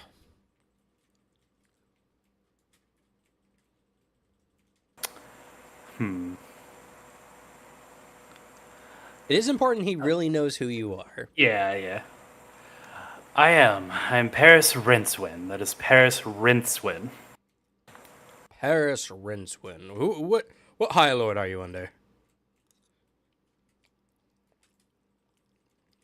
I feel like this is a trap game. He looks desperate for people, so you might be able to squeeze by on this one. I stop putting on my armor to take a step back and just watch this unfold because I know where you're from and think it'll be really funny if you have to tell it. I give you that like confident nod of like, I believe in you. You got this. What's my guy's name again? Just It is Sadius, and I'll Sadius, that's right. Yeah, I'll type it out there, and you can add that to your notes. High Prince Toral Sadius. I'm under High Prince Toral Sadius. Oh, He looks you over. Ah, I see. He nods, knowing. Well, despite your High Lord's decorum, you look like an honorable young soldier who's just looking to do right by his High Lord. I can vouch for that honor, sir. The High Lord, by the way, is Elokar, the king, essentially. As soon as Baranor opens his mouth to vouch, I take a couple steps away discreetly. You're not associated with that statement. Nope. Pretend like I'm back into fitting into my armor, just off to the side.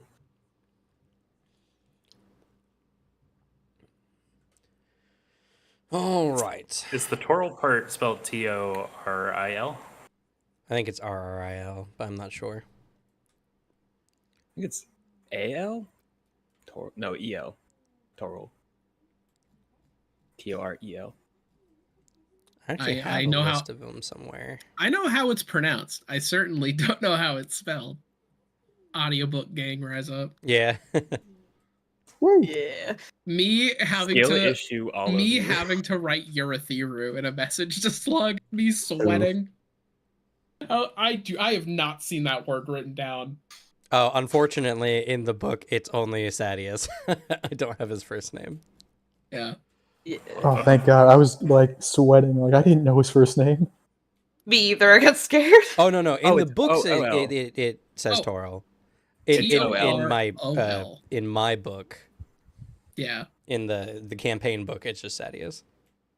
What was that, Alex? It Slug said it too. It's a Torol. You can type it in the chat. Yeah. And could I get the king's name in the chat too? I don't know how to spell Elokar. 1 second. I'm on Coppermine. Oh, I got it.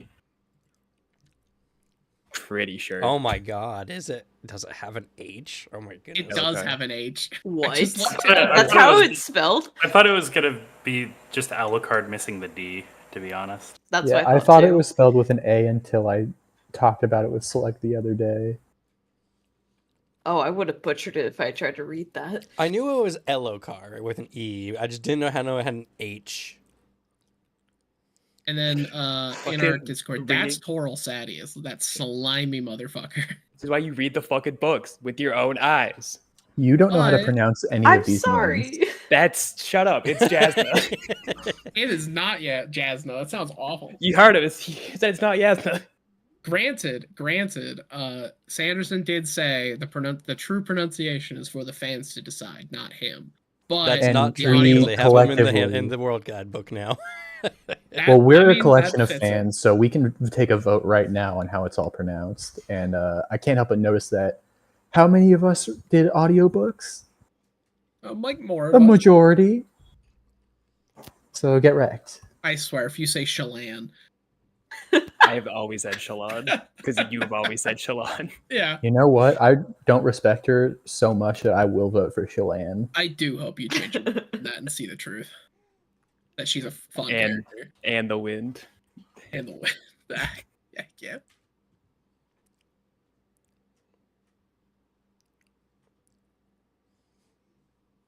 Yeah, and then you just High Prince, High Lord, or King, depending. It's just all the same names. So we just add high in front of everything. But yes, So I bad for vouch the for regular your princes. Wait, I was wrong. It's HO, not OH. Oh my god, I've already closed the sheet. Oh my slug! Why? It's okay. You won't Ruined pronounce us. it any differently.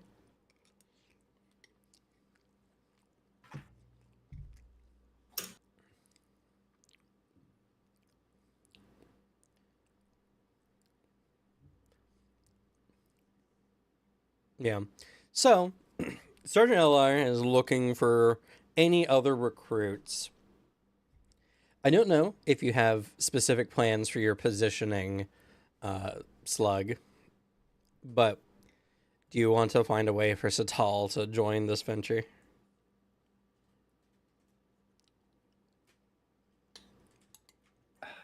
I mean, I have one of my goals is just join Dalinar's army. So I feel like if this reaches my ears, especially with the towers still fresh in my mind, because that's kind of the main reason why she wants to join Dalinar's army. Just the betrayal, and she doesn't feel comfortable being under Sadius. Okay. So rather than, because you're probably inside Ace's camp, you know, especially for your positioning, rather, you're probably not going to hear much of Sergeant LR's little thing here. Paris did, but that was because he was already kind of wandering the markets up until this point. But you could go to the Colon Army recruitment tents, which is actually right here. And do your best to inquire about joining the army, and maybe you'll be provided an opportunity. I do so, but I sneak out after, because in between each moons there's periods of darkness, right? Right, the first moon rises, sets, and second moon rises, sets, third moon rises. That's only at night. Yeah, I'm aware. I was gonna wait for night and then sneak out because my mom is like, despite the tower, she is a loyal person. Despite Sadius and its faults, she is loyal. She would not like me going to join Dalinar's army. I would have to sneak out.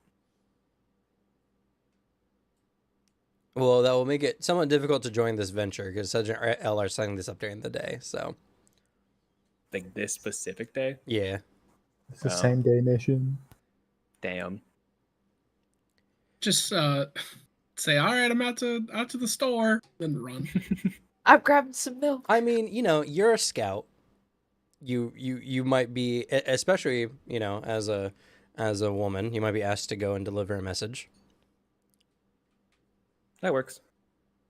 Yeah, so you could have some plausible deniability.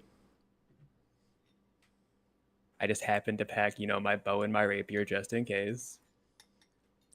Well, yeah. Well, yeah, of course. I mean, well, being somewhat unbecoming of a woman to do so. They're nice. They're very fancy. Mm-hmm. And your mom is not, from what I know, opposed to you having more of a tomboyish nature. She's not. She was the same. Yeah. So, while you might get looks, many will probably just assume that it's mostly for show.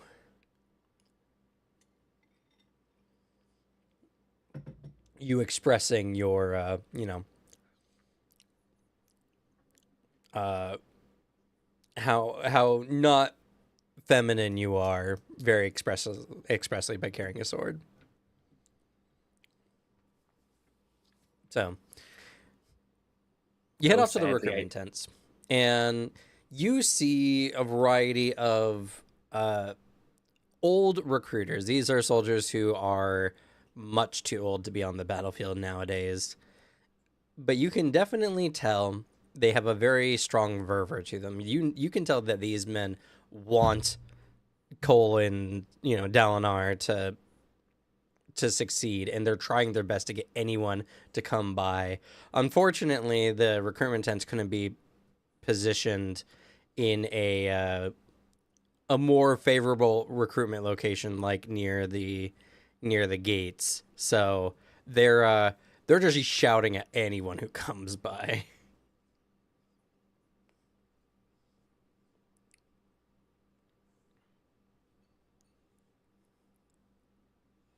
I'm probably wearing Hava. I don't know actually how it's pronounced. Hava. Hava. Yeah. Because my armor is Sadius colors. But I just walk up to the one who's closest to me, who's available. Okay. The older Alethi man comes up and he looks at you and he's like, "Oh, Brightness, do you have a message for us here?" No, actually. Satal Nodowag, looking to join Dalinar's army. He scrunches his face a little bit. Nodowag. I believe your mother is someone who is quite close with Sadius. Why are you here at the Colon camps?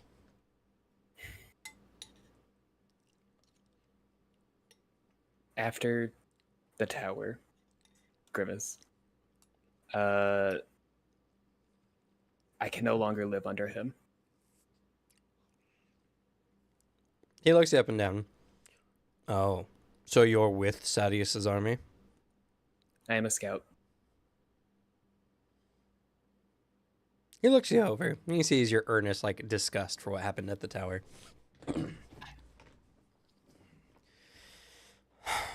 All right. Well, while we can't instate you as a Colon scout just here and now, At least we can't hear. He motions at the tents. Maybe you could get in some favors. I do know of a sergeant nearby who's on some kind of mission to scout out some Parshendi. If you do right by him, maybe he can put in a good word with the higher-ups. Scouting? Sounds perfect. He motions Can you- to where LR's camp is. Or his barracks, rather. He seems pretty desperate for any hands he can get, so he might not be too picky. Understood. Thank you. He nods. And I just give him a little like shallow head nod, and just walk away towards Sergeant LR's barracks. So you arrive at the barracks just as LR turns to everyone who's there, and he's like, well, I guess that's going to be it for everyone today, but this should be enough men to head into the chasm.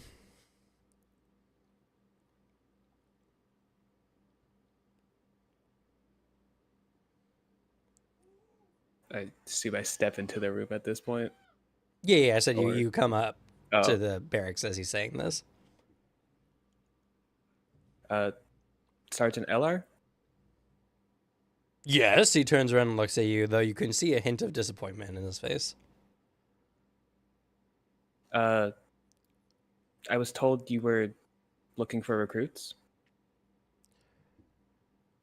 Well, I am, but we're doing a dangerous mission here, Brighton, as we're heading into the chasms to fight the Parshendi as they're attempting to scout out the war camps. Okay. I am a trained scout. Seems like I'm perfect for this.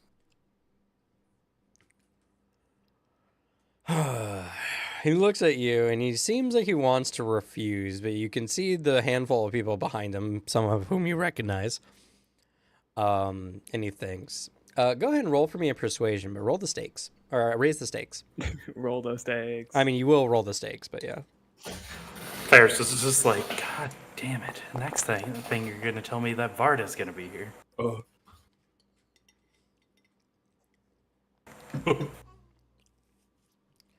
Oh no. All right, but only as a scout. I don't want no women fighting in my contingent. Got it? Yes, sir. Stands up a bit straighter. And get some proper gear on. Do you have leathers available? I believe we do, though I don't know if they'll fit your petite size. It'll have to do. All right. He turns to everyone. All right. Well, while her brightness gets ready to join us, we'll be heading out as soon as she's done. Steel yourselves, men. We face the enemy. He looks valiantly towards the gates.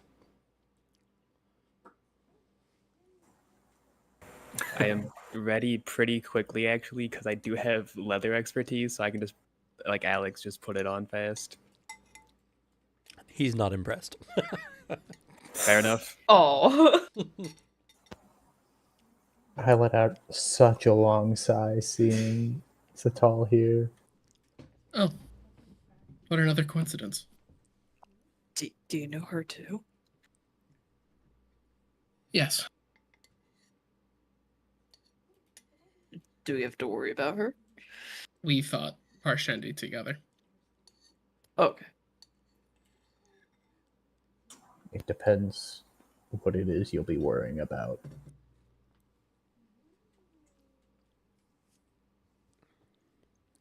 At least there are 2 other people that are coming along that we know can fight. Okay, as long as they know how to fight and don't betray us or ditch us, I'm fine. No, they would not. I felt targeted. Do you glance? Do you glance at Paris? Yeah. I Well, it's blame because he was wearing Prince Paris. Salius's like colors. So Well, he wasn't, but he did say he's He from wasn't. the army. Yeah, he came in Okay. normal clothing. Okay. And he was After speaking his your- name rather loudly. Make sure you write that down. No, Once more for everyone in the back. maybe some Paris passerby. Rincewick. I can attest these two are quite honorable.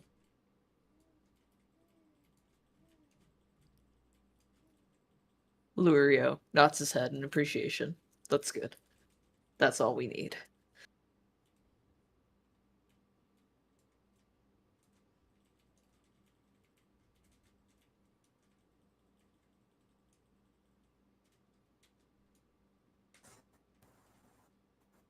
And basically everyone else, all the rando soldiers are lame nobodies, right?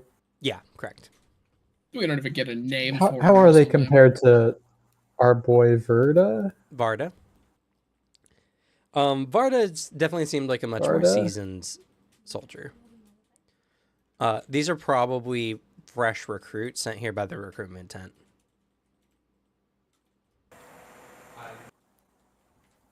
I am not optimistic about this. And by Varda, you mean the Varda that we fought alongside, not the new Yes. Varda. Yeah. Not Mr. Varda, the Varda.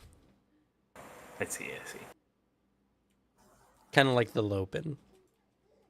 Yeah. The one and not only. Woo! All right, so with that, you guys are going to head out into the chasms. We did hit the 2-hour mark, 2.5-hour mark. Did y'all want to take a break before we do that? Yeah. Yeah. Sure. Okay. All right, then we will be right back after about 10, 15 minutes. People go to the bathroom, all that kind of stuff. And then we'll head off into the chasm. All right, we'll be right back. Sweet. I'll make food.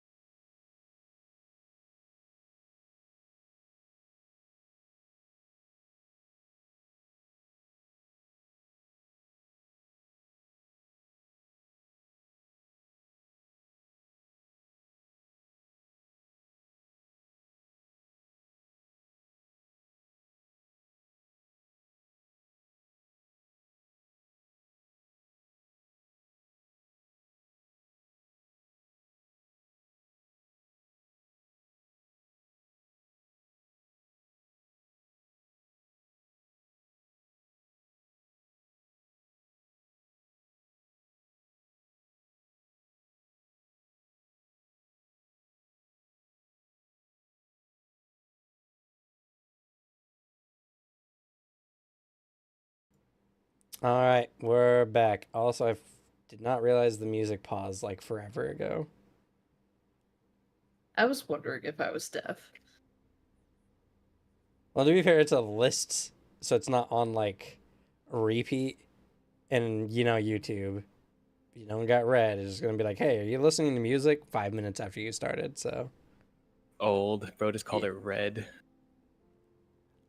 it's red to me because I don't have it and probably never will. It's red to me because I got it when it was YouTube Red. Fair. And then they changed it to premium, and that sounds stupid. I'm a YouTube Red old It's red head. to They me sent just because I me prefer. They sent me a fucking Google Dot because of I was subscribed, and then I promptly watched none of the unique shows they made because I thought they were all garbage.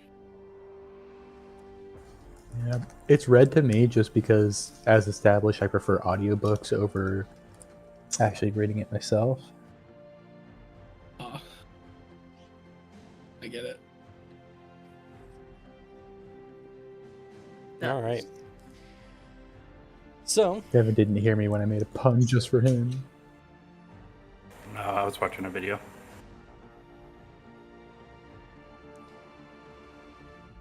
So, Sergeant LR leads you off into the Shattered Plains. You travel for about 30 minutes before you end off on a large blasted plateau. He turns to you and he's like, all right, we need to find their tracks, spread out and look for any kind of signs of Parshendi around here. Here, you men. He grabs the two soldiers. You come with me. You all search on that half of the plateau. Then he goes marching off with the soldiers to find any kind of tracks. All right. I need y'all to make a survival test, please. What is does my expertise come into play of scouting? Not quite, because you're not necessarily a tracker. Okay. Oh, it was almost an 18 on the die, and it You gotta be flipped shitting to me. a 4. Oh, God damn. Oh, they still have Let's the go, space race? Circle. I did. My man. Yes, bridge crew for life. And Circle gets the square. Yes. We're the best bridge crew that it has ever been. Wait, you sure? There's never been any bridge crew that's done anything more significant than us. We should come up with a cool friendship salute that like we do to each other as like a bit. Yes. Let's like cross our arms in front of our chest. I feel like I could totally see our characters like learning about Bridge Force salute and just sort of making up one similar to mock them, just to mock the idea. I have already established in my head if the amount of Kaladin Baranor has like learned about, he hates Kaladin. It's a spite hate because that guy is better than me and did all the things I would like to do, but he does not like Kaladin or Bridgeport. Yeah, I think Circle would chill with Kaladin for sure. He's salty that he doesn't have more people like that around him. You'd also be happy because Rock's there. Yeah. Plus, you would get stew. Yeah. So, as you're all looking around, enough of you, in fact, I needed...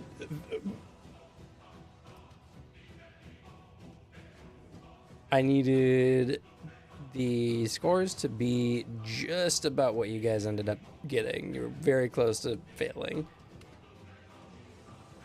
Good job bringing down the average, guys. You're supposed to be scouts. I have a lot of thoughts in my head right now. I don't know what I'm you want just a from me. soldier, man. But you find some Parshendi tracks that look relatively fresh. Now you have a choice to make. Do you let LR and the soldiers know, or do you pursue these tracks yourselves in hope of maybe vain glory or something like that? Is it just Baranor and I like off on to the side looking at these tracks together? No, you're all working relatively together. So if you guys like are making notice of it, everyone will know.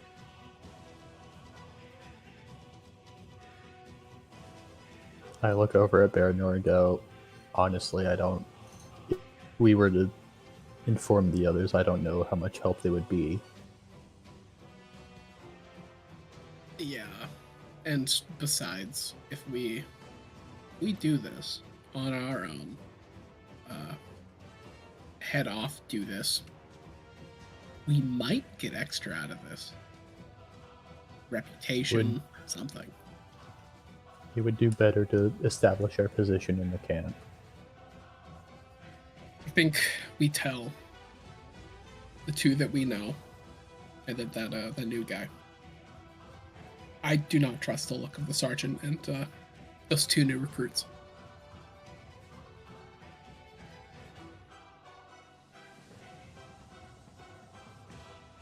But they're kind of like, as they're kneeling down, looking immediately, definitely obvious. He at least invites in you three. Sweet. What's up? Tracks. I'll go inform the sergeant. Well, Yeah, you should probably do that.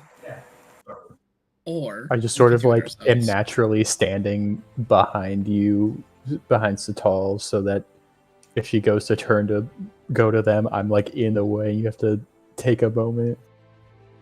I do just quickly turn around and bump into your torso. Sorry. We I just I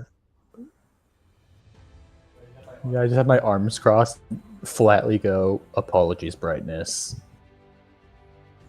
With clearly not that sorry. And look over to Baranor to try and convince them otherwise. we could not tell them. More than likely, those two other recruits, if they're going to fight what we have fought, I don't think it looks good. I'd rather two innocent men not die today. And the sergeant, I don't really think he's that much of a fighter, if I'm going to be honest. That's three people that could just end their lives today with no good reason. you're I right. don't want that to happen. And we can't lose that press trail. If we go to tell them, maybe too late. Speed is of the essence. Baranor keeps the part of like, I kind of want the that to be like an impressive thing going around camp. I want the status of that to himself. He keeps those cards to him in Yeah. circle. Yeah, I look around, make sure everyone's sort of on the same page, and go, good, no need to explain any further. Paris is conflicted because the more eyes on the possible accident, the better. But at the same time,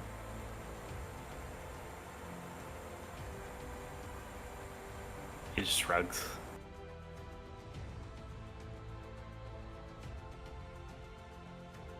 Just as you're all getting ready to head off, Satal, you rolled a complication.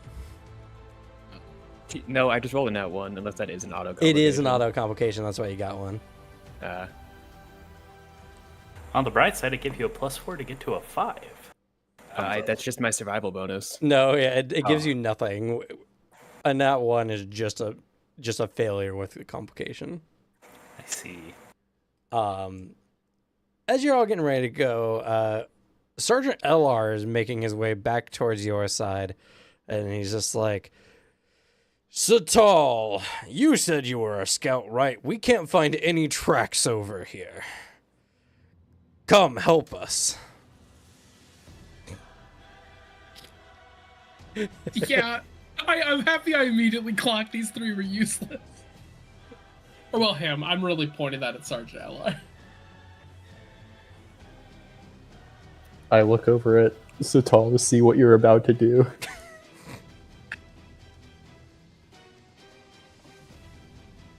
Can we tell how many Pershundi are in these tracks that we found? Unfortunately not, because you guys didn't roll collectively high enough. Fair enough. Also, just a random thought, but he did make a big deal of, or a big stink about them being a woman. Does it seem like they're trying to take Satal off to go and whack her? No. Okay. Just making sure. It's mostly just because Satal rolled a complication, but in the role play, LR is getting frustrated because they're finding nothing, and he really wants this mission to be a success. And by that means actually worth wasting people's time. So he's desperately reaching out for anything he can get, and Satal mentioned being a scout, so he's just like, yes, the woman would know. Okay. I quickly run some calculations in my head, go, honestly, I'm not too jazzed about this scout, this Bright Eyes here. Like, it seems like it would be harder to keep her, and I just sort of whisper to Satal, it might be worthwhile to spread out, come at them from two directions if you find trapped elsewhere.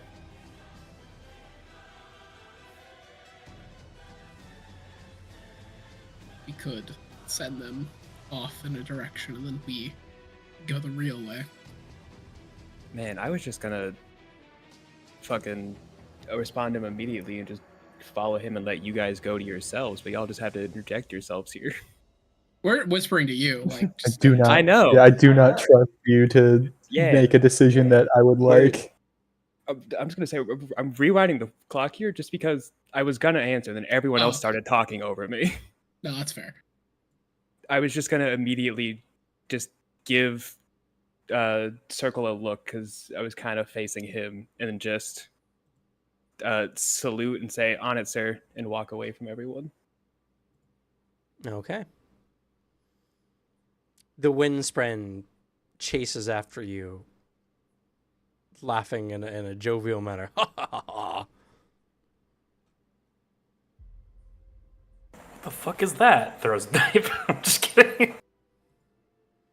It would fly through the Windspren, so That's fair. They might find that funny. Is it showing to other people? That's what I was wondering. nope. But I do. Nope. You hear the stones, remember? We changed your thing.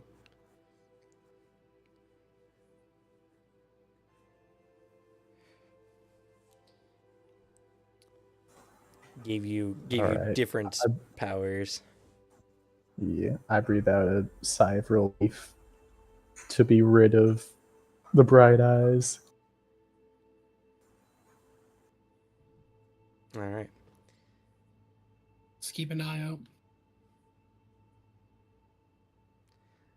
So as you do so, you feel something akin to like adrenaline building inside you. You don't know why.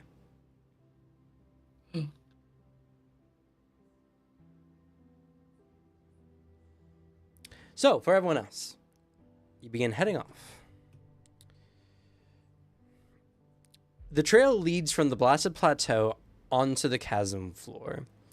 Here, the air is thick with moisture, and the walls are alive with moss and shelled plants. You come to a narrow gorge choked with storm debris, shattered rocks, wet creme, and broken bodies of Alethian and Parsendi soldiers alike. As you're approaching this location, Circle,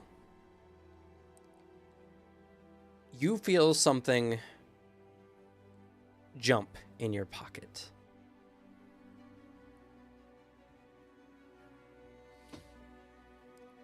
One of the peak spren is attempting to leave your pocket.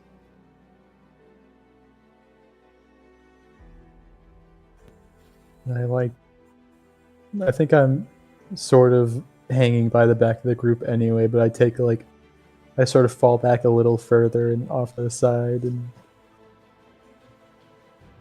try to sort of get to a position where no one's looking at me and help it out.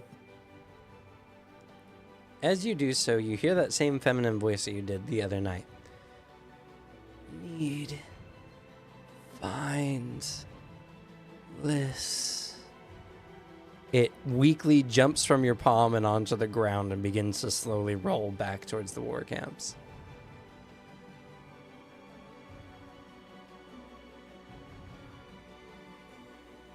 I just stop in my tracks and look after it, concerned, sort of like it seems like it's not doing well.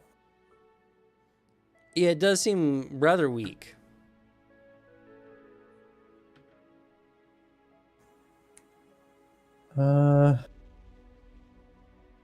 Tolam comes out and is like, trouble.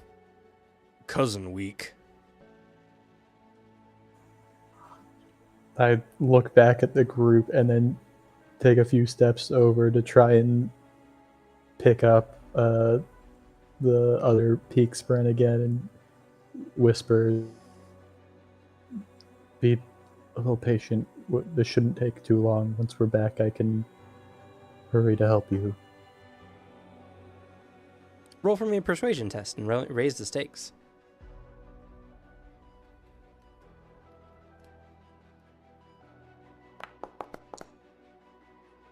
Oh, Oh.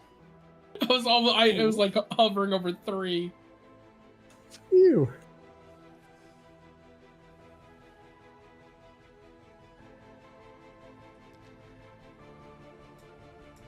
The peak spring kind of seems to relent, and as a part of your opportunity, the peak spring almost whimpers a name, Tazo, and you can hear what sounds like light weeping. I'll write the name for you real quick.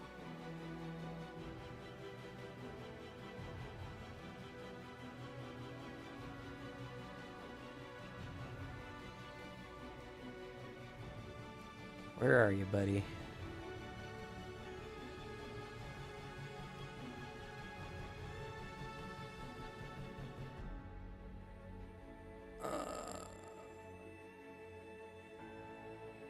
I'm dumb. I just passed the...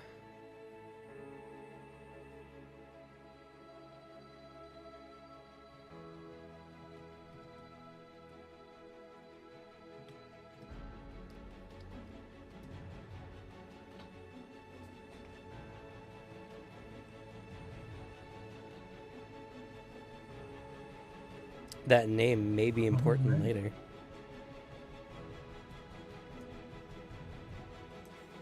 I commit it to memory, and then I just pick up the weak peak sprint and say,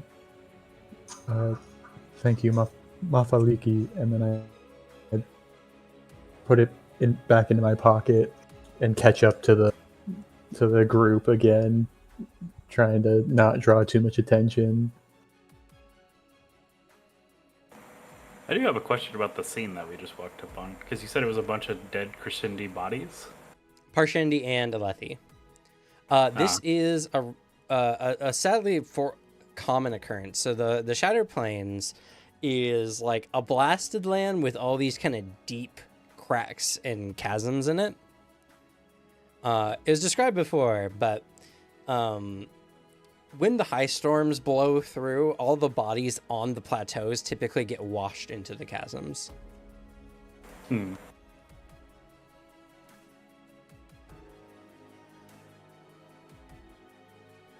Okay. I was just gonna see if the threat was still possibly here, but if it's just them being blown into the chasm, never mind.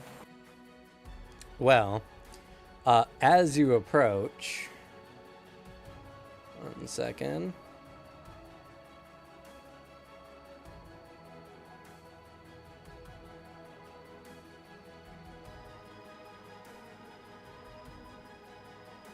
There we go.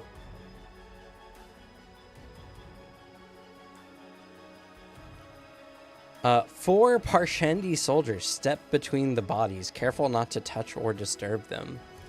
3 of the soldiers are powerfully built and armored with thick carapace, and one stands apart from the others. She is slender, with delicate carapace covering her forearms and shoulders. You found the Parshendi. They don't seem to have noticed you all. I would like to take a more attempt at hiding. All right, sure. Gotta make a stealth check.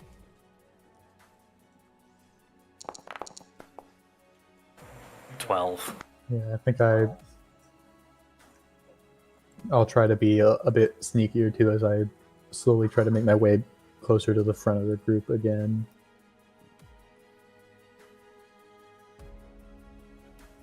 By the way, if you had rolled a complication for your earlier persuasion test, they would have heard you try to convince the peak spread, and we would have lost the stealth advantage you guys had gotten.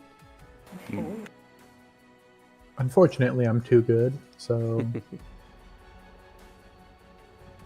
Are we all rolling stealth, guys? We probably should to sneak up on them. I'll roll stealth. Baranor's not a big fan of it, but he will.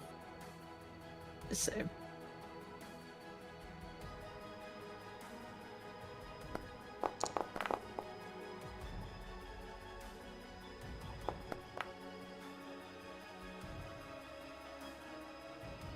I see.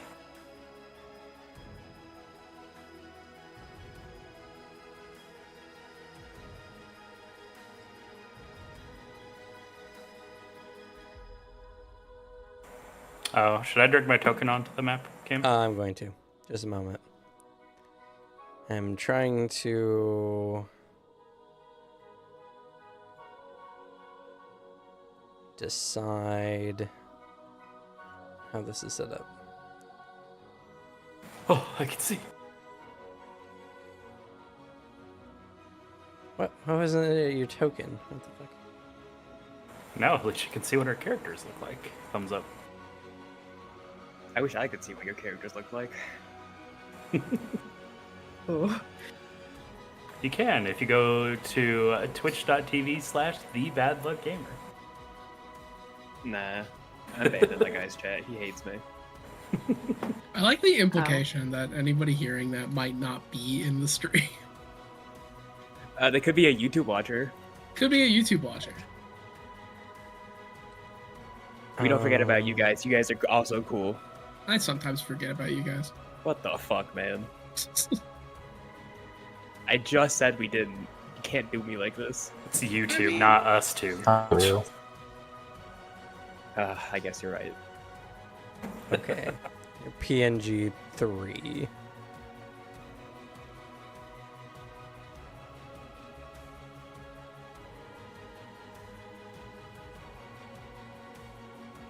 There we go. Quite ironic, isn't it, that Circle is the only one who's square?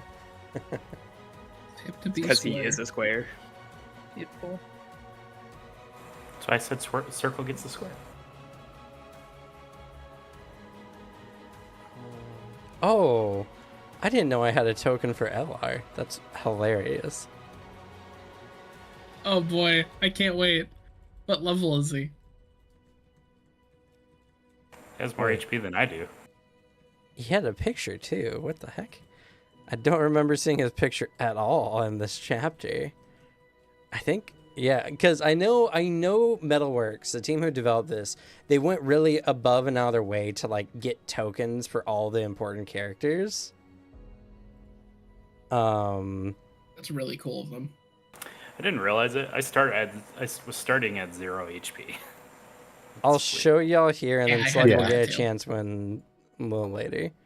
Huh. There's his token. I wish I could see his token. It's in case He looks What? sure of himself. Yeah, He that's looks like a cool. nerd. Yeah, I hate his helmet. Yeah. he looks like the disappointed Asian father you would see in a lot of animated shows.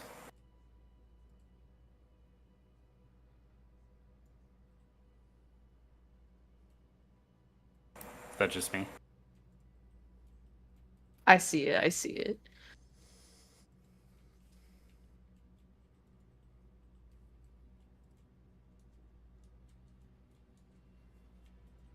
All right. Well, there's his image. Anyway, that's funny. I didn't know he had an image like that.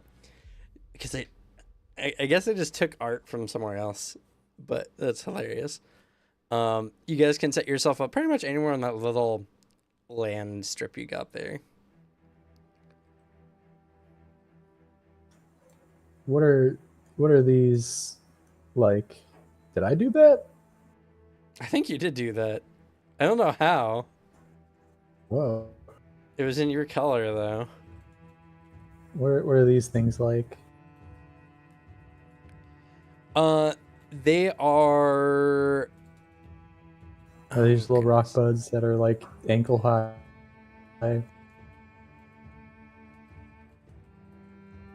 No, actually, little rock buds and actually big rock buds are supposed to be these ones here.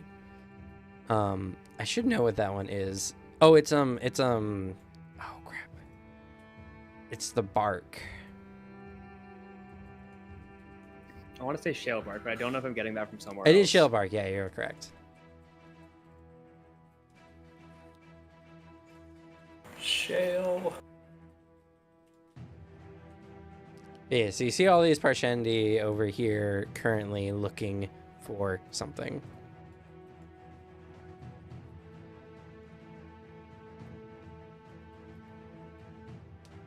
Paris is ducked into the ferns. Oh, I Nice. should be more hidden. There we go. I'm just ducking behind this rock bud, and I look over at the group and sort of make gestures like, "Are we ready to attack?" Give a nod.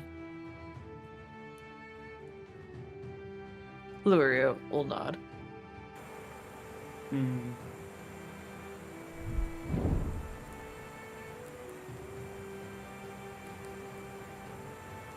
Thank I don't know, you, is there Bobby something- Eggleston, for the sub. We appreciate you.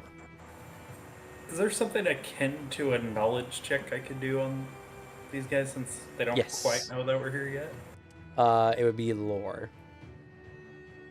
Oh. Oh, You've seen Parshendi before. Your character in Bridge 9 saw Parshendi before. But this one looks unlike any Parshendi you've ever seen. what the fuck is that? Complication. You see that one in the back? You feel like you can take them in a 1v1. They look weak.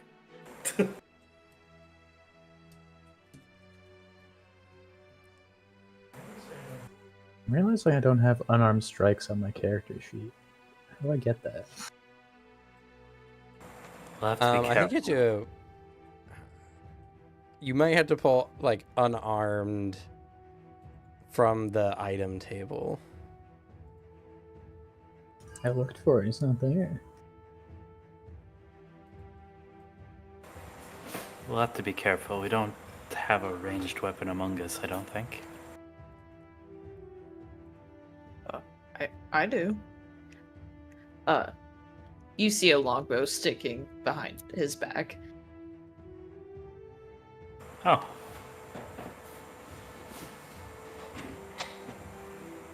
Do we have any others?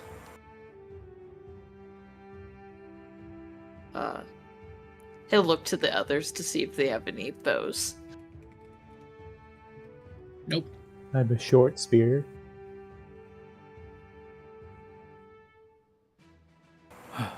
He'll draw his rapier and his dagger.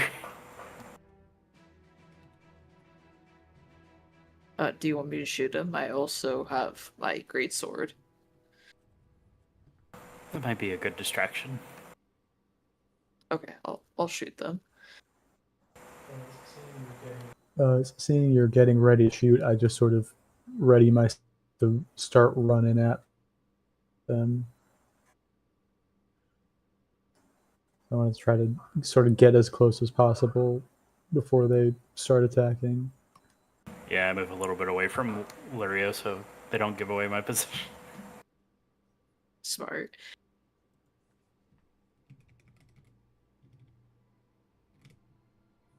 Is there an initiative thing, or can I just shoot one of the Bershendi? Since this is a surprise, you are essentially just going to attack one of them, and then combat will start. Okay, I'll shoot the close.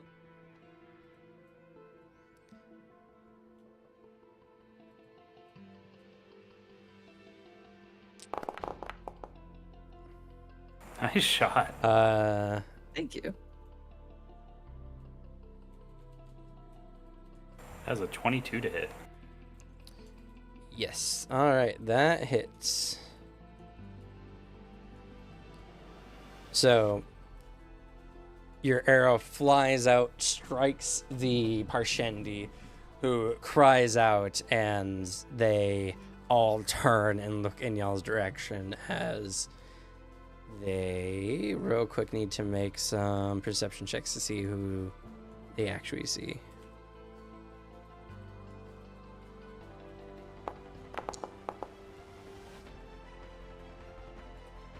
Oof.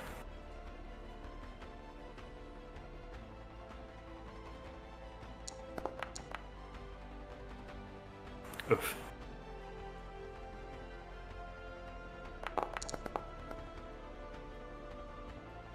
Damn it. Wow, they're very perceptive.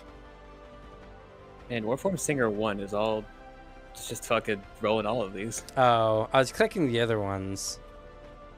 Do they just have individual sheets? Let me see.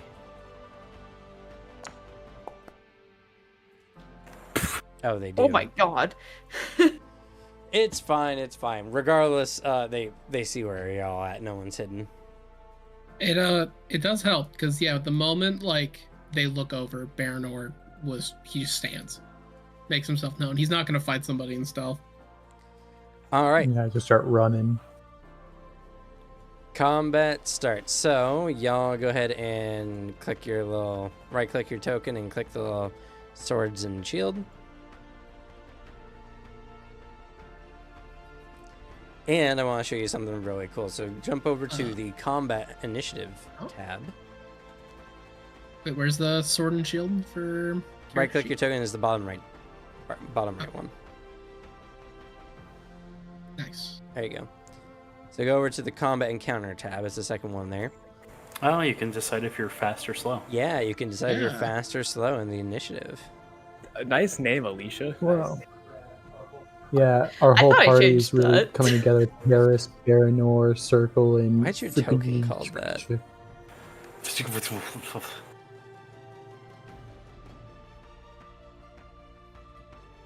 I am not sure because I changed my name. Yeah, it's very strange. All right, it should be. Also, because I just had this, in the compendium, you can drag all the basic actions to your character sheet. So Okay, now that's what I was can looking be for like- earlier. Where do you find the I can- basic actions? I was in, I just typed in action into the search bar and it came up it's in the rule folder. Actions. Oh, yeah. I just there it is. dragged all the basic ones, so now I could do something like this. And it's in which one? Rules. Action. That, if anything, I just wanted a way to, like, see what all the actions were easily. It's under Stormlight Handbook, the folder, and then you'll click open that, and then you'll open rules. And then there should be Also- actions. It's also got all the later Stormlight actions you can take. So there you can add your unarmed strike there. Circle. I banter. You banter, okay. It's a free action. Yep. That can be done on other people's turns, which I like. Oh, fire alarm's going off. Uh-oh. It happens like once a week. Is it a building thing or a you guys thing? It's someone else's. Don't know who's. I don't know if it's like the same person, but it happens often. Just don't evacuate. It's fine. Yeah. It's already gone. All right, so if you want to go fast, click the indicate whether you're going fast. I decide after you guys go. So I'm going slow. Go slow. Alicia, since you haven't played before, you can choose whether you act fast and get only 2 actions, or slow and get 3 actions. Now, fast characters go before fast adversaries, and then slow characters go before slow adversaries. I think I'll be slow for. Yeah. Okay. All right. Circle. You're up.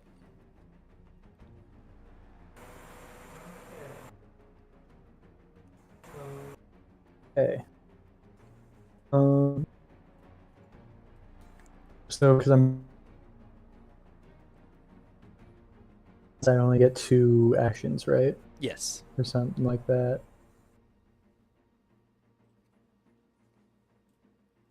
So my first action is running straight at them.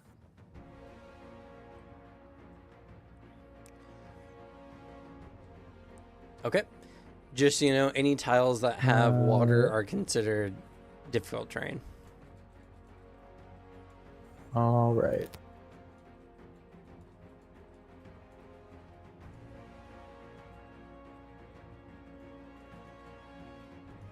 So that's 20 movement so far. Yeah. So that's a movement from me. Then I would like to gather their attention on me.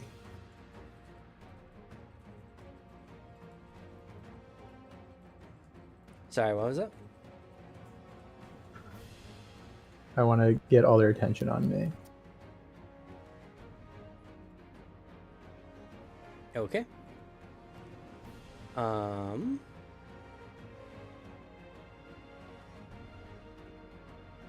you go.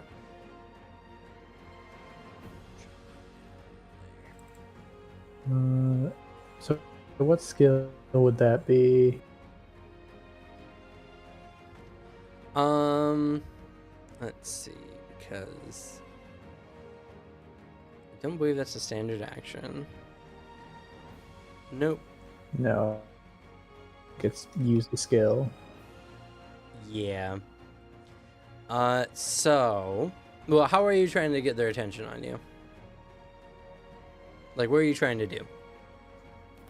I think as soon as it lands, I just start barreling in their direction and screaming in, I guess, sort of intimidation. Like, I'm a big threat. Focus on me. Okay. All right.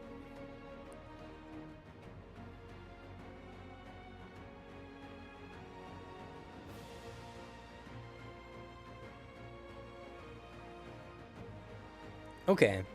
Also, you can affect 1 target. So, who would you like to try to affect?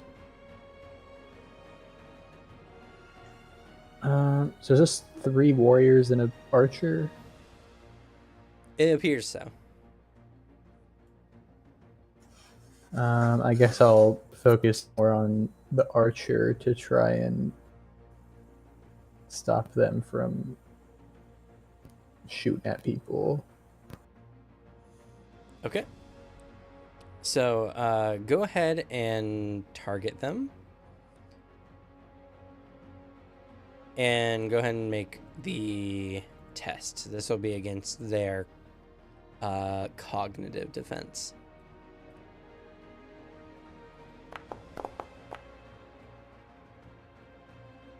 Nice. Yeah, I like it. So when you have an enemy targeted, I can open the targets tab underneath, and I can see their defenses. Unfortunately, you didn't beat their cognitive defense. So you're yelling, you're shouting, trying to get their attention. Maybe it worked. Who knows? All right, now that you're done, you're going to go back to the encounter tab, and you're going to click the little hourglass next to your initiative to mark that you've acted. All right. Do any other players want to change their initiative? Nope. Nope. Okay. I like my defense. The 2 armored Parshendi move. We're going to start with this one. He's going to move on the fast initiative. So this one runs up and as a reaction, they're going to use their war form coordination. And this one's also going to move up.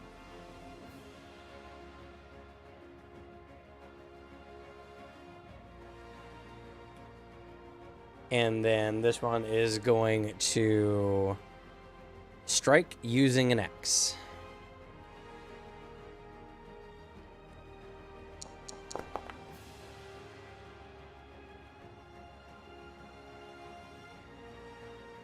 Okay, that hits you, Circle. So you take 9 damage, Dang. and when you hit the damage, it should automatically reduce for your deflect.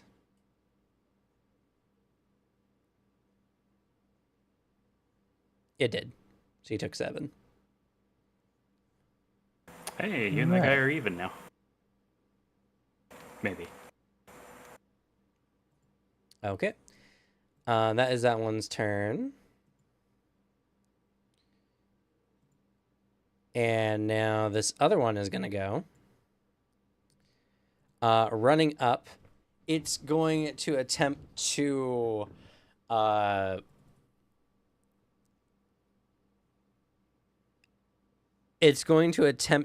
knock you off your feet to gain an advantage. So it's going to roll off athletics.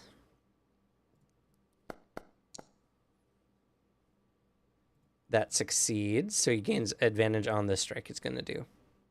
Oh, I just realized Slug doesn't have a token still. Slug? Well, Slug's Slug's character's not here. Oh, fair. I'm gonna use a focus point to try and dodge. Okay.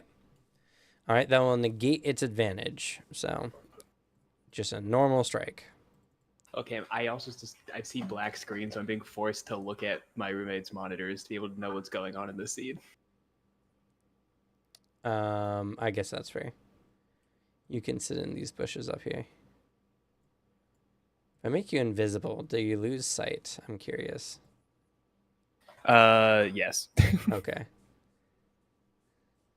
I like the slow fade in.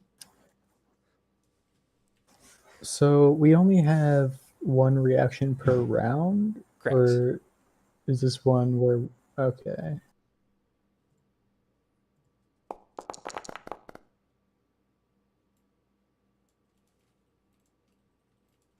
Phew.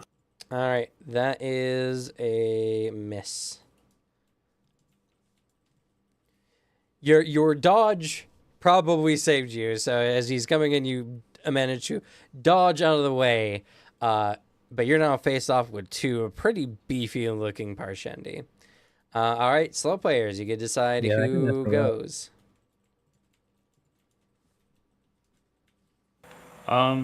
Honestly, I'm so freeform right now. I got 40 feet of movement. So whatever you all want to do. My That's only fair. plan is to walk up and fight. So I'm actually down to get into the fray. Same That here, way you guys can Alex. do stuff. And remind me, Cam, is there attacks of opportunity by running near enemies? Yes, there are reactive strikes. Okay. I'll take mine. First action, I will move. Oh, Actually, what's up? sorry, Cam. It is only when an enemy leaves your reach voluntarily you can use reactive strike. Oh, is that when you're leaving the reach? I thought it was Voluntarily. moving. I will say, it is specifically say voluntarily, so if you're shoved out, you can't reactive strike either. Yeah, that's to be fair, the same in D&D. Fair. I will move up first.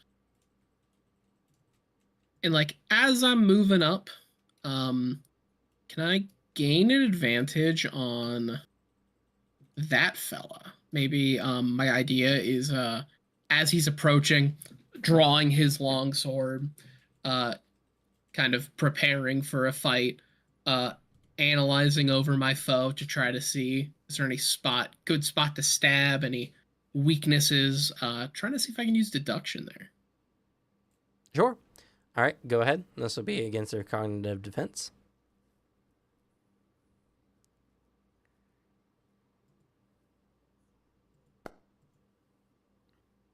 Oh, come on. It's Um, almost a 19.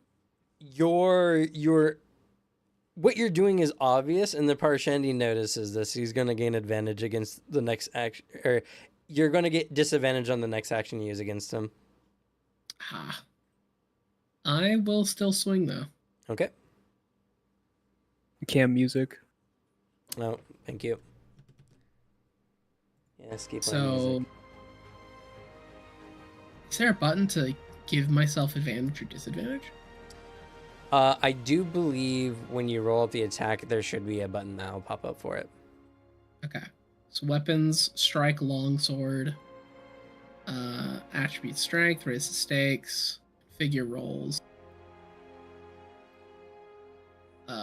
Don't see one. Okay, just roll one.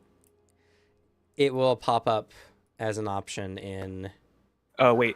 Yeah, on the configure roles thing, you can left click to give it advantage and right click to give it disadvantage. Oh, okay, cool. Oh, there's also, yeah, on the actual skill test here, you can click the disadvantage button. Oh, there's my second one. So I got a 14 to hit. 14 hits. All right, that is 10 damage. 10 damage. Oops, that was taken by Circle for some reason. Which is weird because I don't have Circle actually highlighted. Is this the betrayal? Why is it Circle? What the heck? Oh my god. I don't have He's him almost- selected. I have him targeted. Let me target this portion. Don't target me. There we go.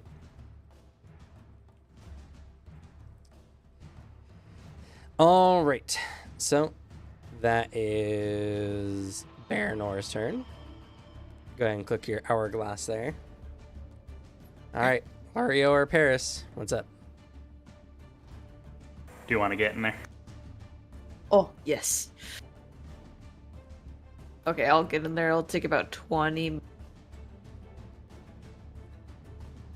And then I was wondering, with flame stance, do I have to roll that first before doing the attack? Or You'll need 2 movement to get there because water is difficult terrain. oh, okay, my bad. Do you have 25? No, you should have more than enough movement, right? You have 30 30. feet. Okay, Okay. never mind. You're fine. It would be 25 for you to get there, but you made it, so. Sweet. Okay, and so, sorry, what was the question? With flame stance, do I have to roll that before I do the attack or after? You have to get into the stance. It's a stance. Oh, sorry. I'll click on it. Yep, so you'll get into flame stance as an action. And then I'll hit the guy closest to me. Don't you need to swap weapons because you were holding your longbow? Oh, shit. I forgot about that. Oh, that is true. Yeah, you would need to swap weapons. You can do that instead of getting into flame stance. Okay, yes. To be fair, flame stance isn't as helpful for you because it's mostly beneficial when an enemy is not in any reach of its allies. Oh, my bad. So, all right. So you'll swap, run over, attack. That is definitely going to hit. Dealing a painful 12 damage, though these Parshendi seem to be really tough and have armor. So they deflect some of the damage. Okay. But this Parshendi is not doing that well. Okay, perfect. All right. Go ahead and end your turn. All right, Paris. All right. What do I want to go for? There's no flanking in this, correct? Let me double check. I think there is flanking. I think I remember there was when we did our Bridge 9.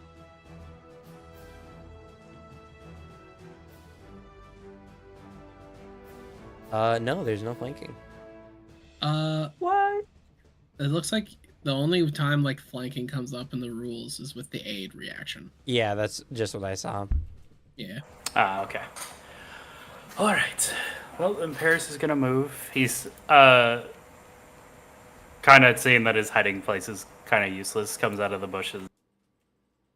Acts like he's gonna like come around over here and then immediately double backs and flips around to try and cheap shot this guy. Okay. I like it. I like it.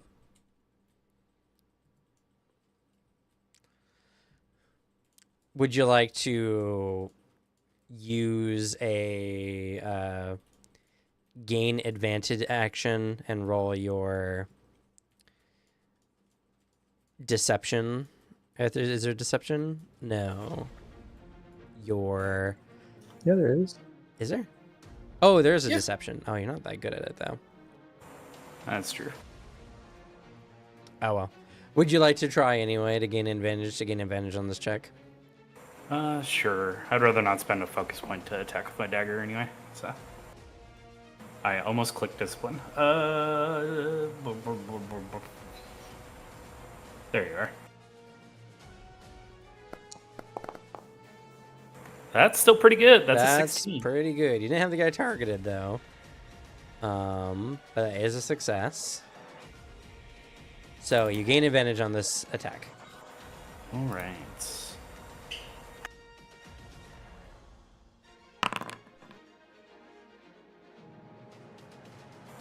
Oh, okay. I just roll again, right? Or do I click it? Click to roll with advantage. I see. Ah, okay. Yeah. Well, But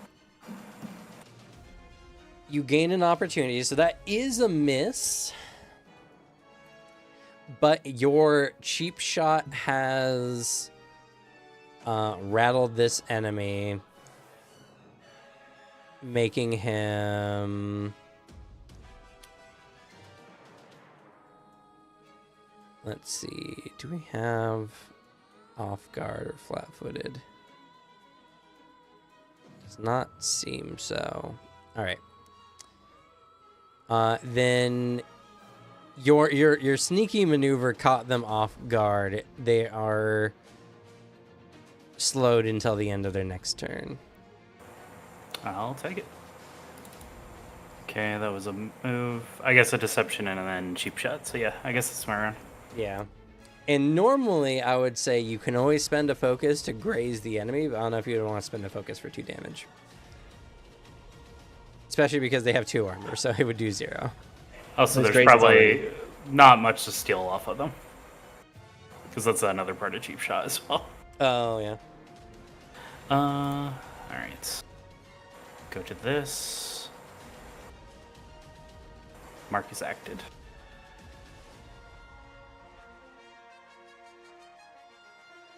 Okay. All right. Now the Slender Parshendi readies their bow, and they got a clear shot down here towards Lurio, and so they're just going to shoot you. They're going to watch your movement, so they're going to try to gain advantage first. This will be against your physical defense. They succeed, so they gain advantage.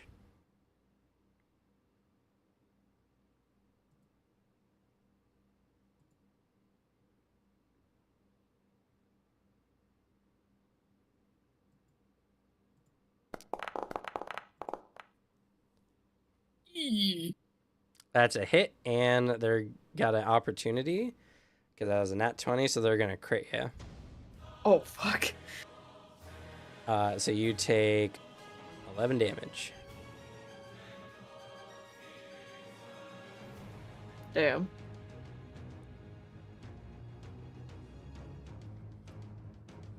Oh, it did automatically. Yay. Oh, I dealt it to you, but yeah. Or you mean reduce the damage? Oh, I meant like I thought I had to do math to minus my total health from the Oh, no, yeah, I damage. did it for you. No worries. Okay. And then they're going to move to get a little bit further away.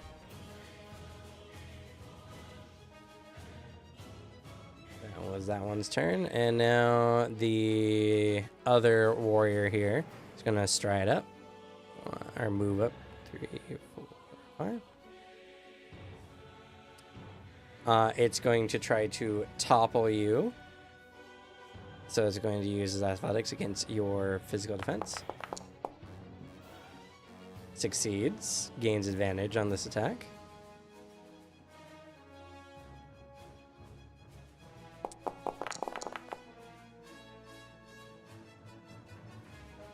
And misses. Oh, okay.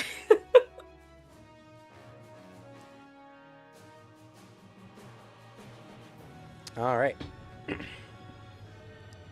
That is the end of that combat round. Yay, my defense comes back. All right, who's going fast?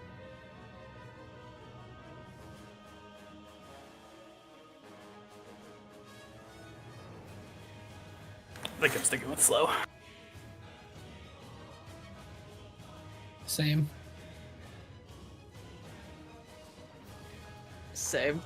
As Baranor buffs himself, what the fuck was that? At the start of every turn, I get +2 to all my defenses. Until I act. Oh. Know your moment. I'm a learned man, you see.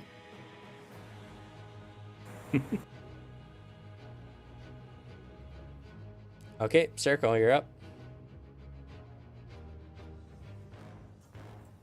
Oh, I want to go slow. Oh, okay.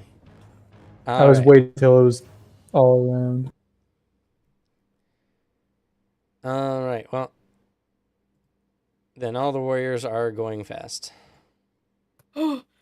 All right, so starting off with this one against Circle. Same thing. It's going to attempt to use its brawn to push you over, so this will be against your physical defense. Gain advantage. Fails.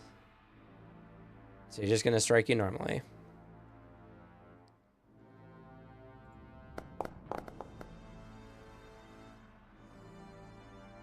Hits. 9 damage.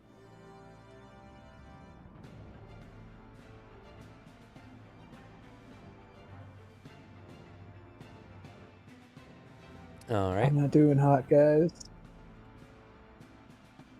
Are you about like halfway or less than halfway? There's an I'm action much to heal less than yourself. halfway. There is an action to heal yourself? There is. It's actually the recovery check. Recovery action. Okay, sweet. I can tell you how much you heal. Do you It's see? on your front of your character sheet? Recovery die. Yeah, on the front of your D8. tells you recovery die, and then you roll that, and you get to. I think it's you get to put any amount of it towards your focus and your health. Split up however you want. I'm Yeah. pretty sure. Correct. Also, I should make special mention of the brace reaction. Though it does require cover of some kind. It's an action. Oh, it's an action. I see. There's an avoid danger reaction. There is also a dodge. Yeah. Well, dodge is a. I think that one is an action. It's a reaction. Dodge is a reaction, and it just yeah. imposes disadvantage. Before they hit you, yep. Anyway, Baranor, this one on you. I will spend a focus to dodge. Okie dokie. First, he is going to try to knock you off balance with their bulk. Knock me off balance. Against your physical defense. Yep. Success. Peace. All right. Since you dodged, This is going to be a straight roll. That's even with your +2. My defense is a 16 now. Yep, that's a miss. My normal defense is a 14. Bro Yeah. knows his moment. Watching Immediately the useful. Parshendi move, you know when they're about to strike and dodge by a hair's breadth at the last moment. Alrighty. And the final one. Guess what they're gonna do? Try to knock you off balance and then attack. Physical defense. Fail. Super fail. Alright. Now run to hit you.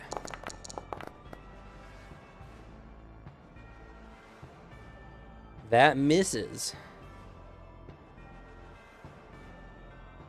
Alrighty. So you're all fighting on the line of scrimmage here, as you see this nimble former in the back starting to gather the situation. Slow players.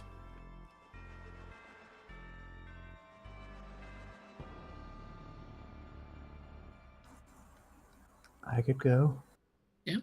Okay. I think we're all just attacking. Yeah. I will then use 2 actions to recover. Okay.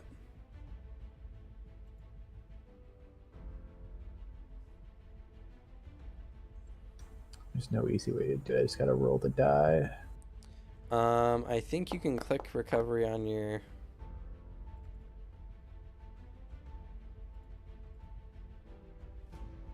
No, it is weird that it just doesn't roll it. That sucks. Yeah, well, you get 2 HP back.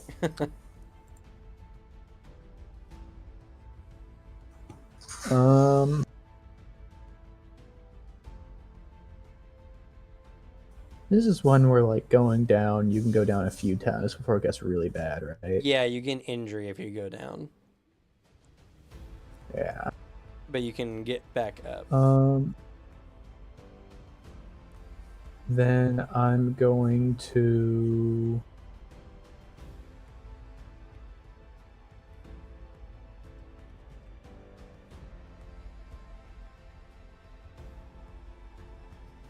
I guess I'll try to aid my boy Baranor. Oh, that's a reaction. Yep. I'm gonna be imposing advantage. Just afterwards, gain an so advantage. Does gain an advantage apply to other people or just No, me? baby, for your next check. So Yeah. I don't know. Is there? Because there's not like a trip action. There's a shove action. And there's like, a they'll shove. have You can to- also attempt to grapple. If it's a shove, they'll have to do an action to walk back forward.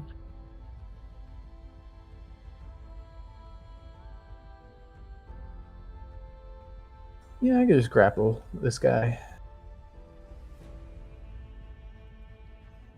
Okay.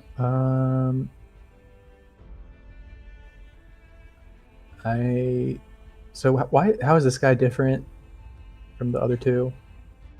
He's like bigger and beefier. They all look about the ones all in front of you guys all look about the same build. Okay, why is this guy different? It's just because there's 2 art, and so they randomize every time you select tokens. Okay, so they're the same guy. Yeah, same type. No, I've never seen this thing in my life. I've never seen this.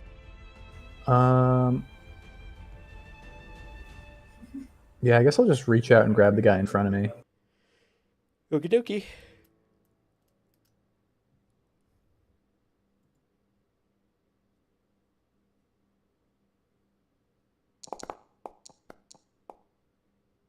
Damn it. You attempt to do so, but they What? easily pull you off as the Parshendi are very strong. Why did it not add my stuff? Why didn't it add my stuff right? It didn't add my strength.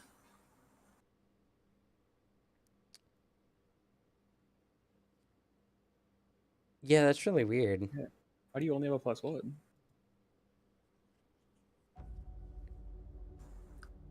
Oh, Now I have also one apparently skill point grappling in is it. 2 actions, so you couldn't have done that anyway. Oh, what? That's crazy.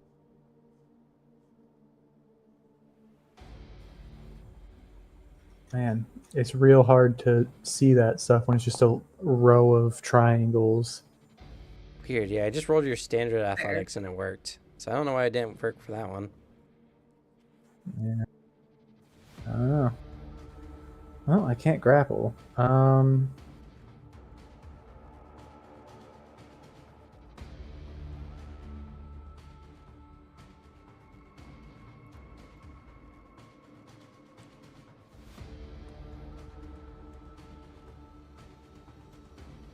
Yeah, unfortunately, the action thing doesn't say how many actions it is until you look in the details.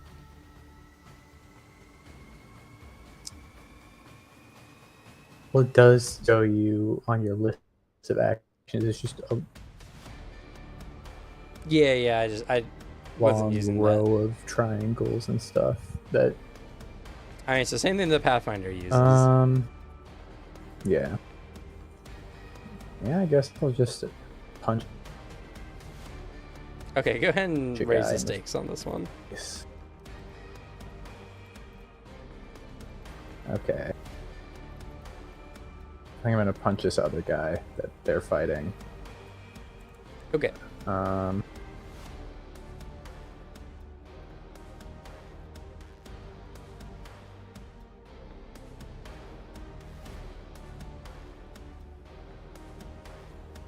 right. No strength attached to it. It actually does it. Sorry, what? Is it rolling? Is it not gonna roll? I think they decided that Booter can't play anymore. Oh, there Okay. it goes. Did you get an 18? The dice started refusing to finish the roll. I got an 18 plus the 6 the plot die, I think. Yeah, It so- shows up for me 22 opportunity. Yeah, it just popped Yeah. in. Yeah, it is a success, and you got an opportunity, so you can crit if you want.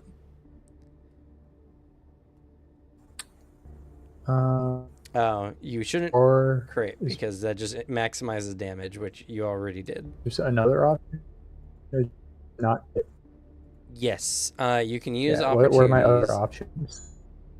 Let's see here.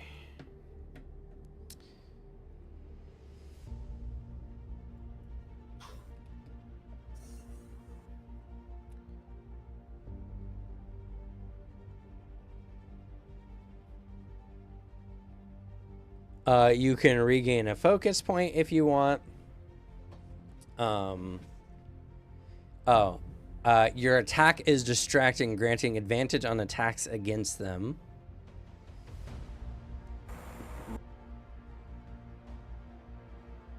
From anyone who attacks, or just From this anyone. one? Until the end of their turn. I think I want to do that because there's not one that will heal till the end of the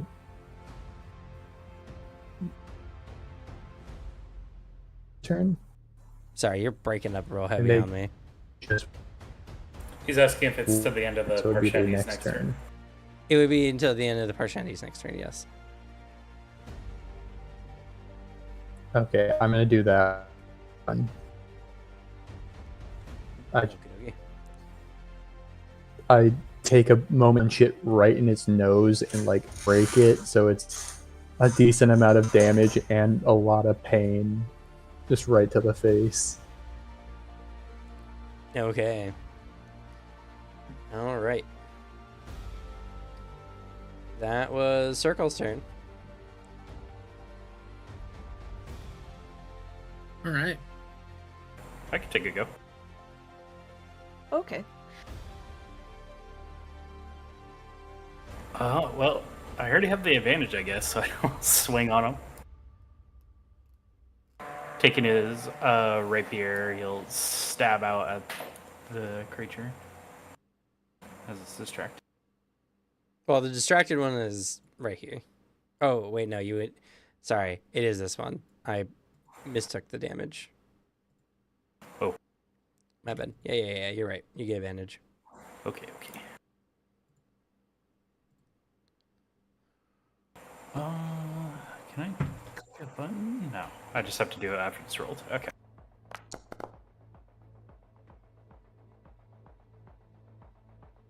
$17 to hit Hits. for 10 points of damage. Ouchie. Is not looking good. I could see. One sec. Slug's showing me something.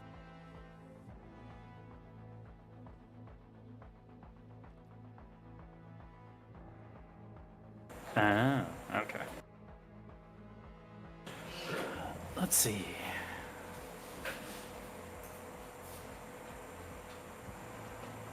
Man, what else do I want to do on this guy?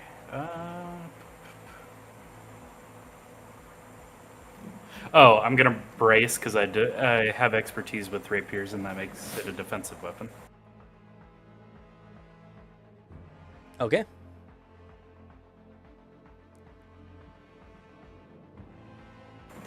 And then, why not? I'll give it a cheap shot.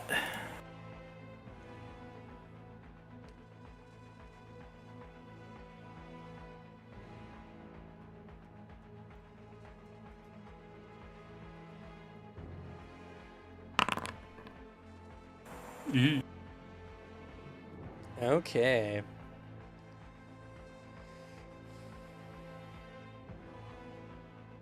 Well, you cheap shot it.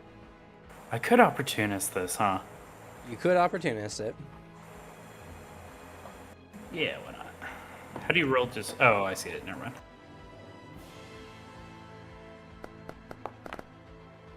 I don't think that changes much. I think... Does that increase your bonus by more? It does. It's 2 higher. I thought it was 1 that gave you a 4 and 2 that Nope. gave you a 2. It's Oh. 2 then 4 on the die. Aha, hit him even harder. 23. Alright. Yeah.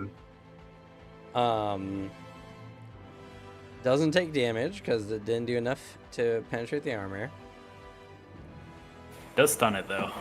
Because it is a hit. They do become stunned, which is pretty devastating. It's pretty ass. You have to go slow if you want an action, pretty much. And it Yikes. loses one of those actions. Though, due to your complication, you were aiming and deliberating on this so much that you expend an extra point of focus. Sigh.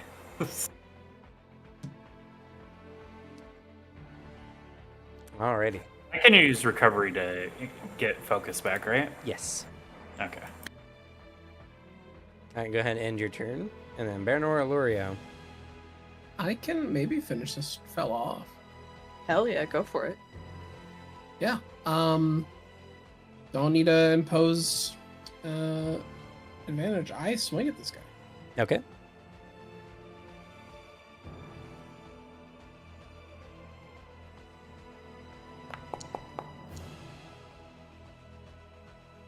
I have advantage.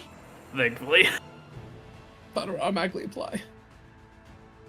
Now you have to click the... There's a little D20 in the roll, and if you click Yeah. it left, it does advantage if you right-click it. That is +6, 17? Oh, yeah. Now, if you hover your skill test, you can see a advantage, disadvantage pop up. Yeah. That makes sense. Yeah, you can Yeah. do before or after the roll.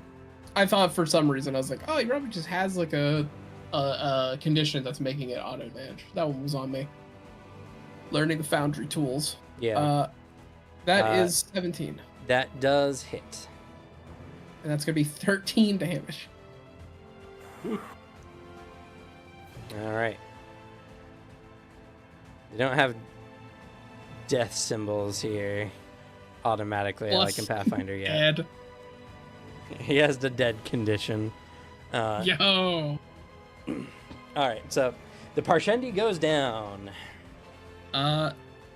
He makes like using the his friends giving him a perfect opening. There's just that perfect stab through the chitin.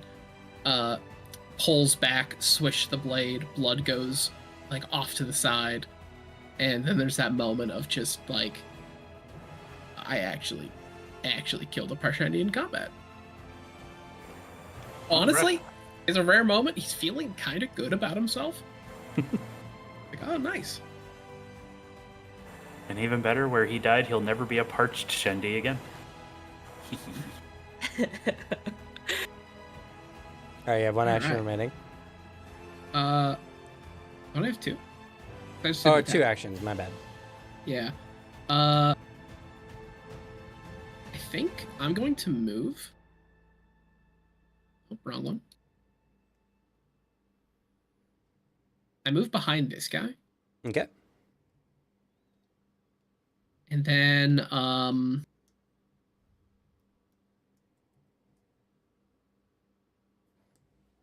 man, I want to help Lurio. That might be a reaction for aid. It is. Yeah.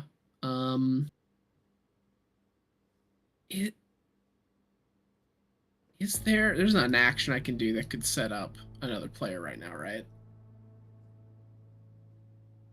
Not particularly. Okay. Hey, Then- sorry, real quick. This is very serious. An 8.7 earthquake struck off the coast of Russia. So, Cam, we have tsunami advisory until like 1:10 a.m. Okay. Oh. Sorry, continue. Good to know. Yeah, Fortunately, where we live, we're kind of just like out of the tsunami zone, but it'd be bad for the houses down on the bottom of the hill. Yeah, but just in case. Yeah. yeah, definitely. The tsunamis are not fun. I mean, like they're a lot. It'd also be kind of hard just because it has to go down the Strait of Georgia to get to us. So, because we're not directly on the coast. But all right, so it's Yep, Baranor. only thing I'll do last bit is I'm going to gain advantage. And I'll gain advantage on the one that is on Lurio. Okay. Because that goes for my next turn, right? I think it's only until the end of your turn. Oh, it is just advantage on my next test against that enemy. It doesn't say that it's going away. Then sure, at least for now, until I figure out for sure. Yeah, until we're corrected. I'm going to, I think, sit there, analyze. He's trying to, like, pick the perfect moment. Trying to see if I can use deduction again. Okay.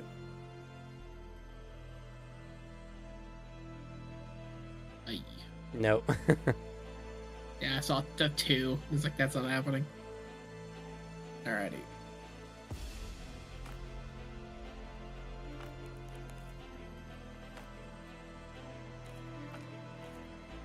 Nope. Yeah, it's just the next test at all. So, yeah, it does stick around. Sweet. It's good to know. Alrighty.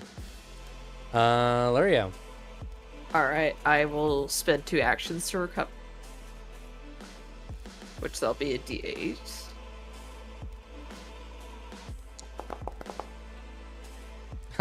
The 2. Oh, better than nothing. Better Terrible than twos, nothing. am I right? Alright, and then I will hit the guy right in front of Circle. Okay.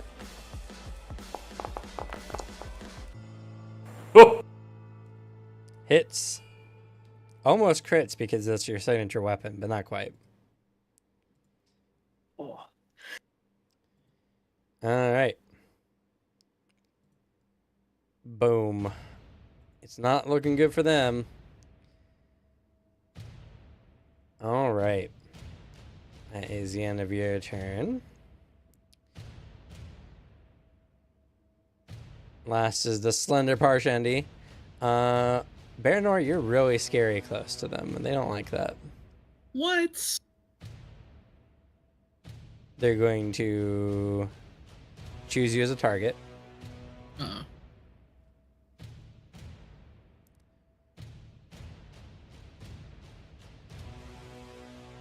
And then they're going to shoot you.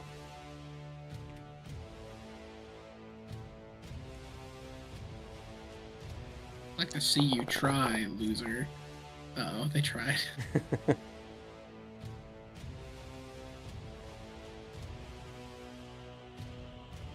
Yeah, I take that.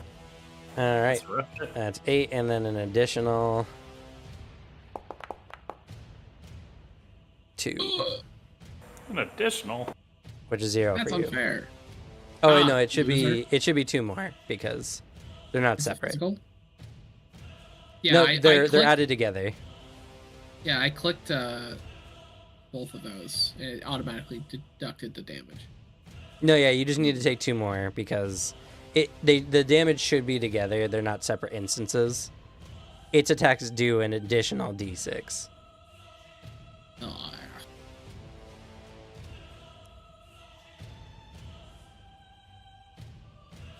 All right, that ends the Parshendi's turn. All right, I think we'll definitely be able to finish with one more round because I do want to end on a particular scene. okay, good. I'd be so tired. No worries, I wanna end on a scene in particular. So, I get you. fast. Who wants to go fast? God, no. Going slow, baby.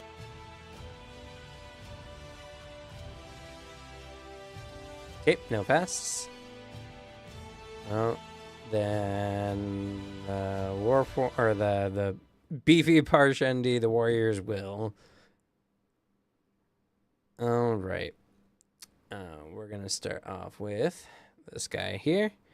Being surrounded is not good. Also, their war pair being defeated enrages them. They turn to you, Baranor.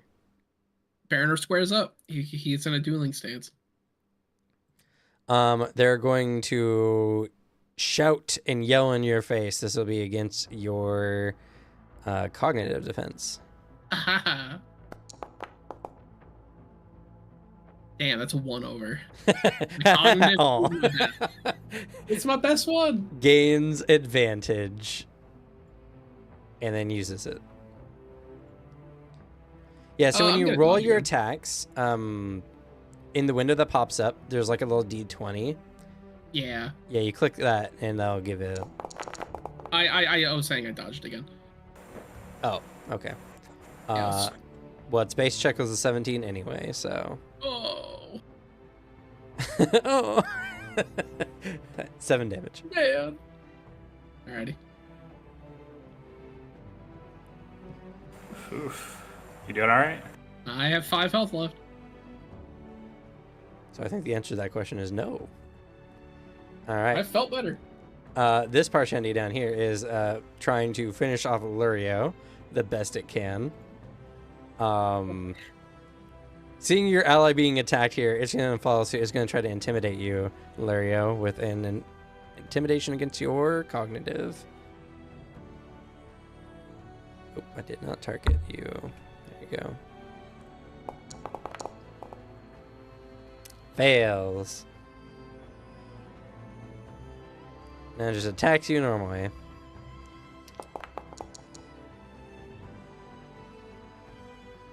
Doesn't hit. It Mine's doesn't 16. hit. All right. You're fending well for yourself, Lurio, against these two Parshendi. Now we move on to slow players.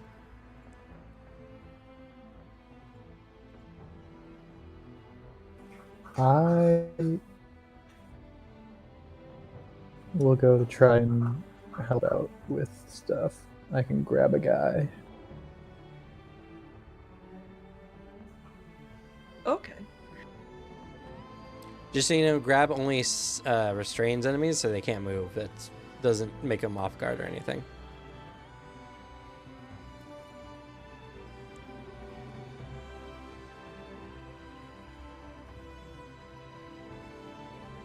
I will state, Eh, you can. I mean, I know you might be trying to hide it a little bit, but you can attempt to sneakily use your surges. yeah, I considered that, but don't I glow a bunch? If you make an appropriate stealth check before, you might be able to hide it. Damn, the sun's hitting you. I'm in not the very extras good there. at those.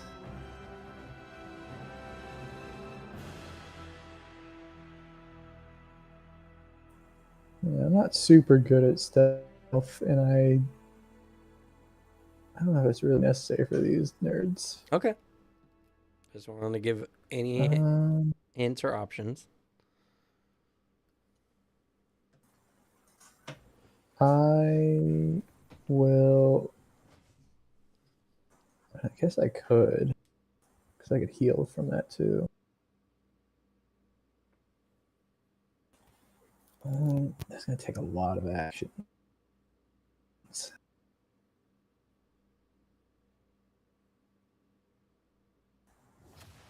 So I would have to use a skill to do stealth before breathing in.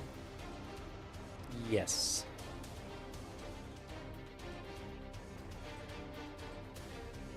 Did they actually change? It's gonna take all my actions just to breathe in.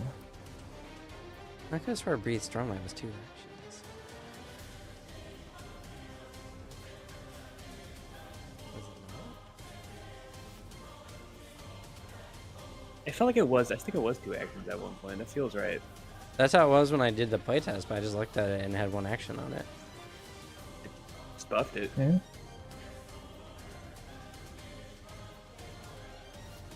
I don't know. I guess I could try. I could do it. Let's, I guess, do a stealth.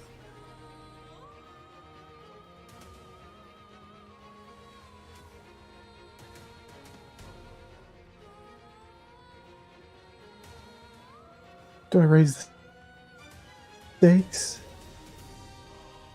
Sure, raise stakes.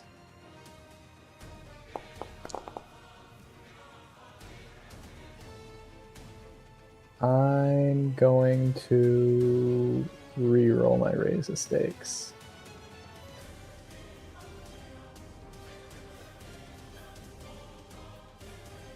Yeah, breathe strongly is 2 actions, just so you know.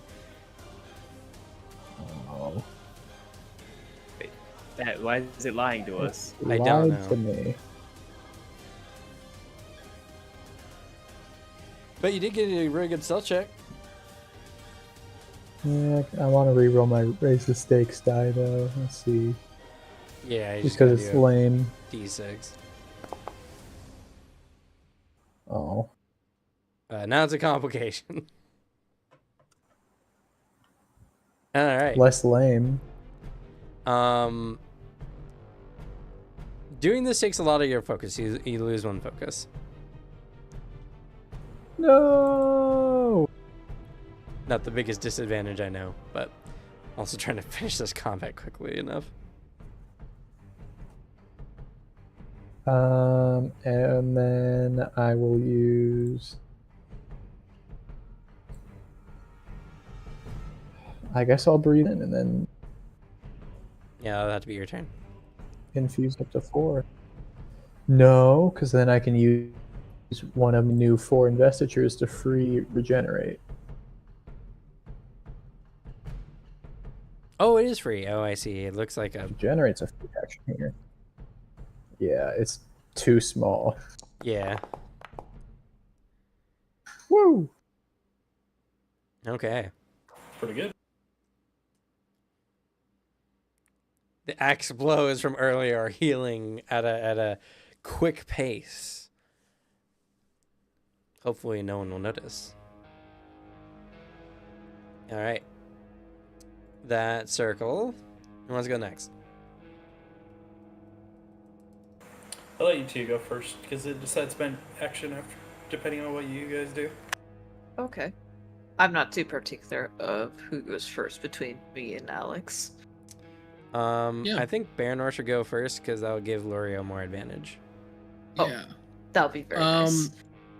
Of the two in front of me, is there one that's looking? I assume the one with the blue dot over his head's probably worse off. This one is looking way worse off. This one looks pretty fresh. Gotcha. Alrighty. I'm going. Already stalled my advantage on this fella, so I'm gonna swing.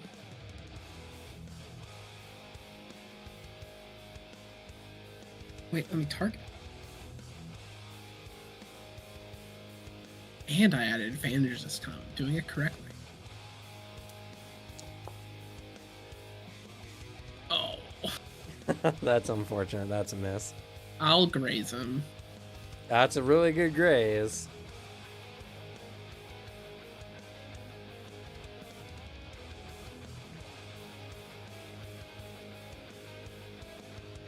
Yeah, what happens? Heck. And then I'll use my last two actions to recover. Oh, I see. I fucked that up. That one's fine. All right, that one's not looking too good. Reroll my recover dice. It's just a D8, sadly, you know. I have a D6. Oh, sorry, D6 for you, yeah. Oh! Nice. That was the best recover check so far. I'm gonna make one of those focus. Can you divide it up? That's pretty good. Yes. Ooh. I only got 4 focus, so one half, at least half. How do you have so much focus? I'm smart. My intelligence is a 3, my willpower is a 2. Oh, that's why. Okay. Yeah, it's based on will, I think. I'm just pretty cool. A combination of intelligence and will, yeah. I did say cognitive is my best defense. Oh, no, it's not. What? Yeah. I don't understand. It is will plus a bonus. It's 2 plus will. Yeah, 2 plus 1, yeah. Okay. Oh. All right, who's next? I'll go. Get him. I'll hit the weak guy right in front of Circle. Okay.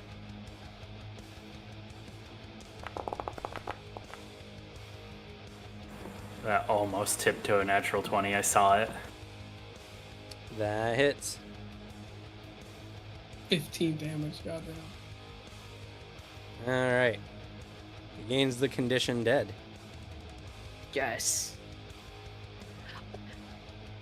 As Lorio is swinging his sword, he just cleanly chops his head off. Nice. All right, you have 2 actions remaining. You cannot take another attack action with that weapon. Okay.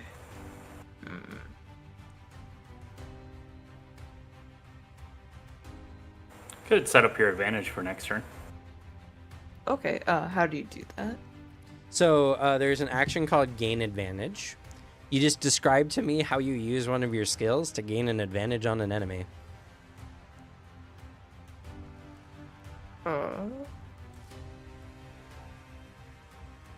So, for instance, you just chopped that guy's head off. You could use Intimidation to try to spook this guy in front of you. Oh, hell yeah. Let's do that. Okay. Go ahead and raise the stakes for this. Okay, Intimidation. Yes. Oh, there it is. Awesome. Oh. Oh. Is it enough? No, that is a failure with complications. So, you try to mean mug this guy in front of you. They're like, hey, I just chopped his head off. He seems only invigorated by this, by your audacity. He gains advantage on the next attack he makes against you. Oh. That wasn't my dance partner, you bastard. Just kidding. All right, you have one action remaining. No, it's funny. I'll You could have brace. taken your flame stance and gain an advantage on that if you have your flame stance. I forgot. It's okay. I'll just brace. You need cover or shield. Oh shit. Or a weapon with defensive. The greatsword does not have that. You can get into your flame stance. Oh, I thought I didn't have enough actions. Okay, I'll get into that then. Yeah, it's only one action to get in flame stance. My bad. Thank you.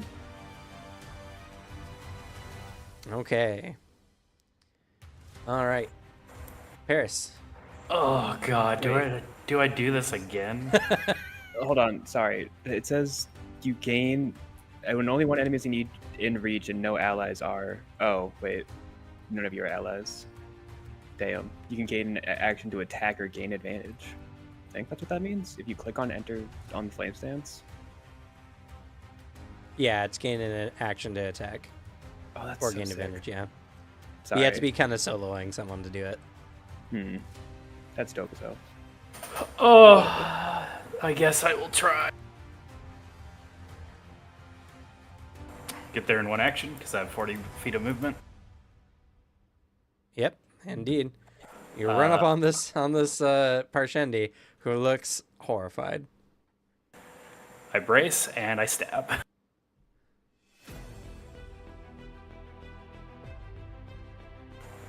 First, let's do it. God, he's so brave. I need to be more brave like him. Oh my god. 22 to hit. That hits. Oops. That dealt Blue damage team's to a dead attack. man. I stab, all of a sudden a body over here goes, ugh! It's just like, what the fuck? What kind of voodoo magic is this? All right. Yes, The Parshendi does not look too pleased by this. I would imagine not. They seem to be wanting to get away from people. They did, and now you're here, and now they have to do something about you being here. You know what happened last time you tried this. Yeah, but that time I didn't. I wasn't bracing. I have a chance. This is why Paris is the bravest of us all. They're going to swap weapon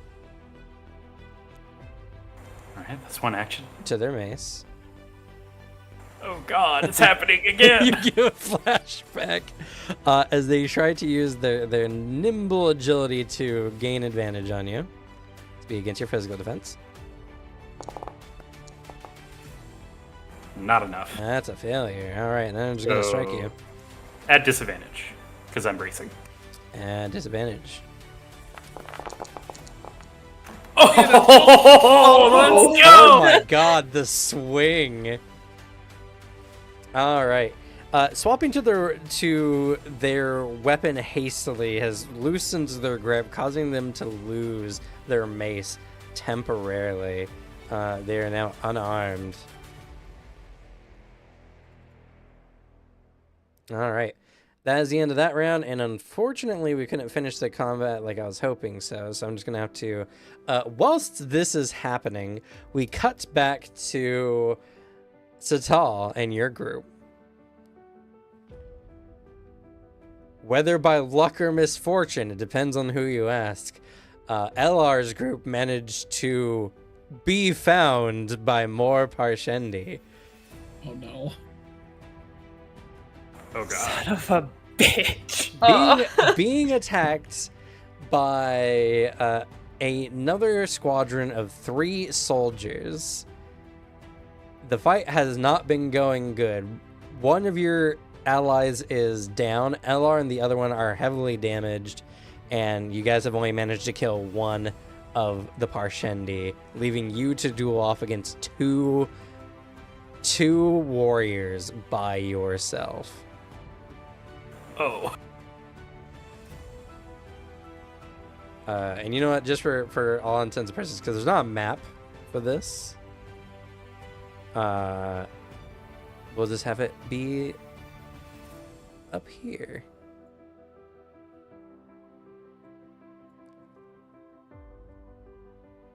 As Oh god, it's, and they're on top of you? Fuck.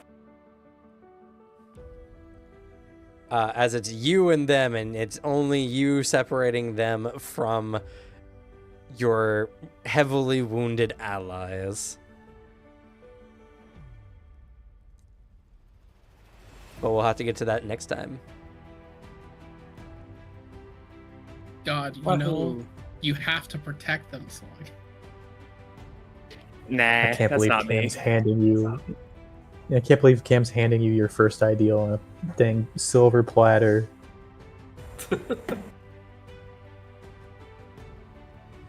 I like the idea of you going, nah, I actually don't like saving people. I lied. Turn to camera, a cryptic starts peeking out. That would be quite the swing. But yeah, so that's it for the session. There's no XP in this system, so we're just done. Huh? A golf clap, I guess. Yeah, golf clap. Good jobs all around. Can we still Nice. kudo each other, I guess? Yeah, kudo each other. No. Yeah. Has anyone made any progress towards their goals? Have I? Yeah. With my I beat one of my Dalinar's- goals. The only thing, cause I want to prove myself in a duel. Haven't been in a duel situation. No achieving rank. I did finally like kill somebody in combat. Like, I at least improved a little bit. You did When it improve a comes to- little bit. So like I have a achieved something I question. didn't before. I have a question for one of my goals. Does learning the name Tazo get me 1 pip for my find the list goal? Yes. I've made progress. Yeah. For you specifically, Baranor, I would give you a pip towards your first ideal, but that would just give you the ability to speak your words now, and I feel like that would be better served in another moment later. Agreed. But that would be a pip. That would be a pip normally for your character, especially. Yeah, I just start out with 2. Yeah. Would this mission count as looking for opportunities to get out of the war? I guess. You know what? It can be either one of those. We'll decide that next session, depending on what choices are made. That's fair. Because it could be an opportunity, or it could help you get out of the war camps. Also fair. Do I get a pip on transferring to Dalinar's army? Yes. Yay. You went to the recruitment and then joined the mission for one of Dalinar's sergeants. All right, any kudos? I'll say kudos to the hey, I want to free those bridgemen from slavery and give them a job. I was gonna second that. The like because it's both bits of like on one hand, that's a job offer Baranor is like legitimately considering. He's like, yeah, why not? I need the money. And then the other hand, it's the funny scene of like, oh, they already got freed. It's like, oh, okay. It was a good moment. Honestly, this session, we had a lot of really good moments, actually. I like this part. I like the characters we got. Because I gotta say, even though it was completely unintentional, your scene, Lurio, with Baranor and Circle was perfect. I'm a little upset people brought it up because it was just the perfect, like, movie scene.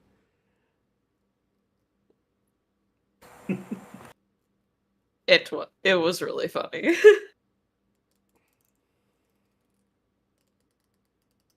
I also am a big fan of Circle and Baranor's silent camaraderie. A bromance from Bridge Cruise. That pure moment of like we both are in the same boat, like we understand like a lot more inherently. So there's just a lot of like silent micro expression looks that are very fun. It's very much, we have a more realistic and cutthroat way of looking at the world than everyone else. I like like it happened in in the Bridge 9 bit, but I like the carrying over of like any moment we can gain extra, it's the silent, all right, we're immediately going to exploit this. Yeah. Oh, like I would do it for free. All right, sorry, I misspoke. No money. Both look at each other. We never speak if this is a paid job. It's silent between us. Baranor is going to tell Barden that he invited 3 other people, and he'll take them the money. Yeah. Very much reminiscent of the original scene we had in the first session back in the day when we found the rations and we're like, all right, so we're taking extras and not telling everyone, yeah? Yeah, like not speaking, seeing both of each other do it, and like, all right, we're gonna immediately divvy this out more to us.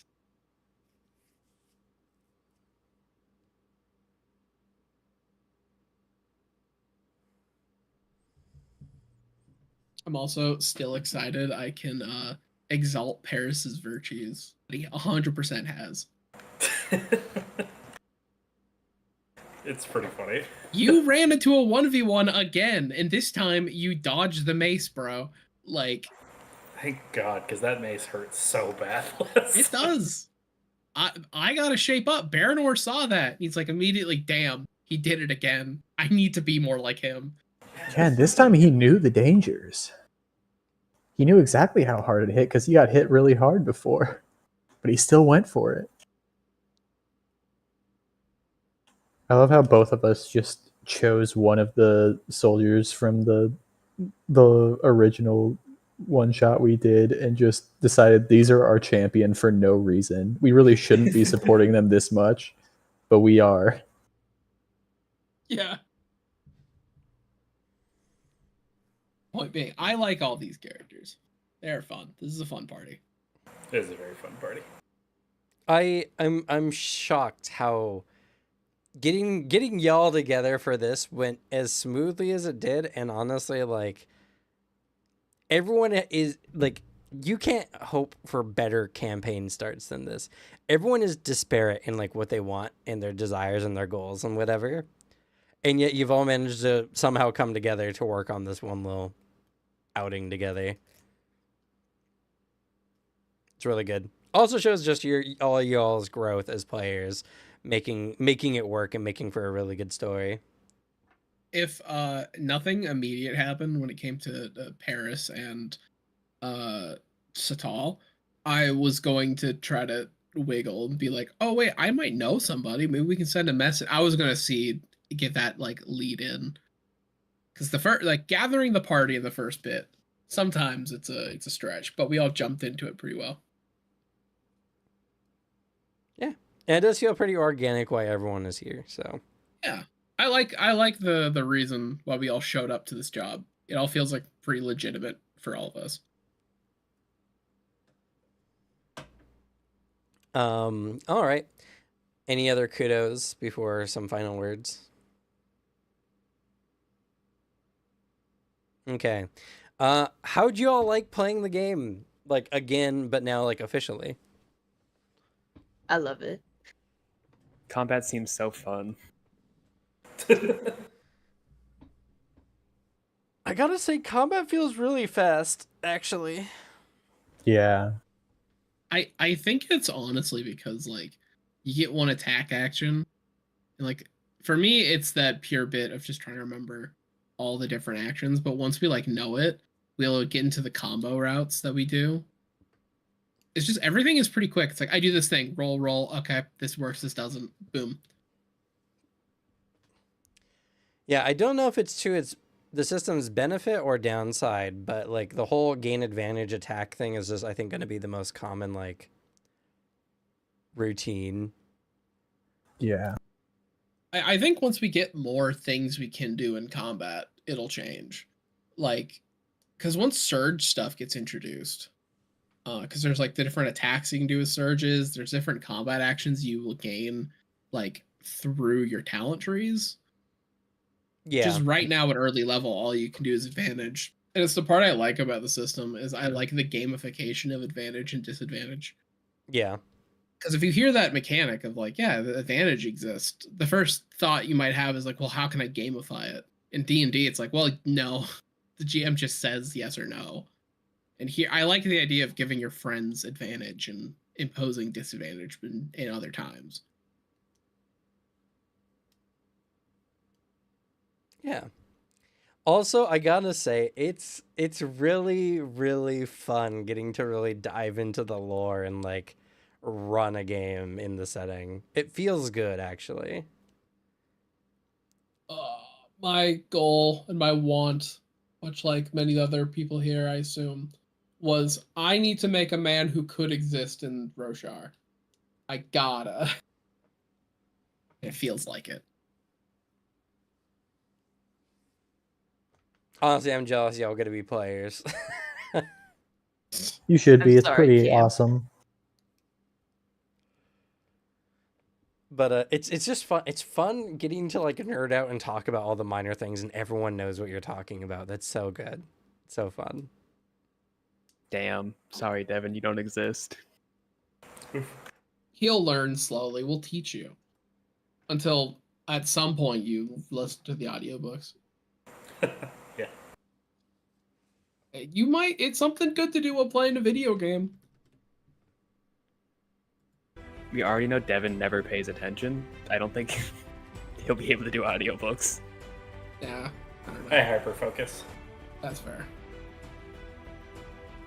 It's easier if like I'm doing something that's like mind-numbing work, but I listen to a lot of the books while playing Path of Exile.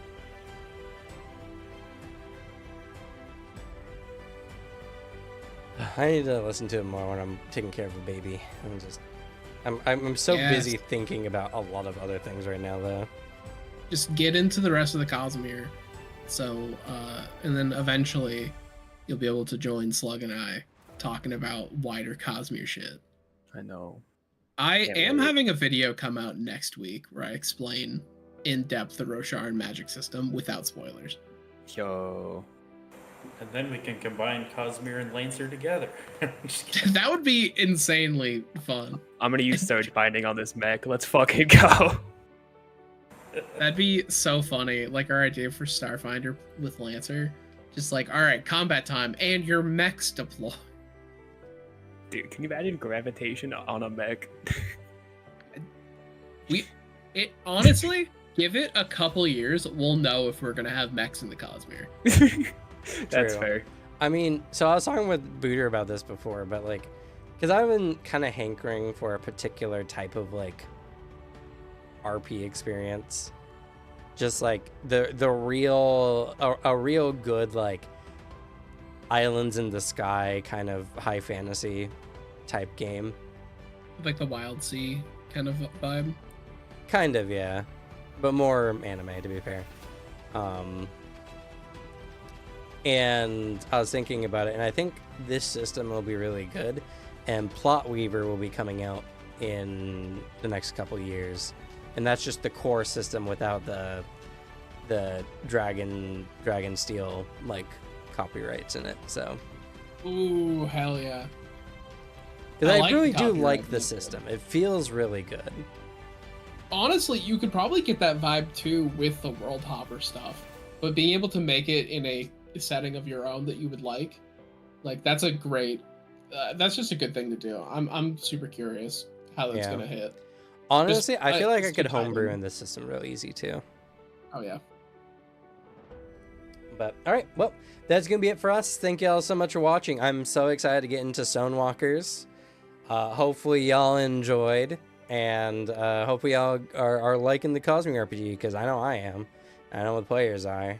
So yeah, and if you're just a Cosmere head who just wants to see what this is all about, hopefully you get to enjoy in our little giddy glee as we talk about, Camp Sadius and Camp Dalinar and all the minor, politics, and it's not even minor, major politics kind of going around the war camps and stuff. It's a lot of fun. But with that, we'll go ahead and say goodnight. Good night. Good night. Night-night. Good night, everyone. Good night. Go Camp 7.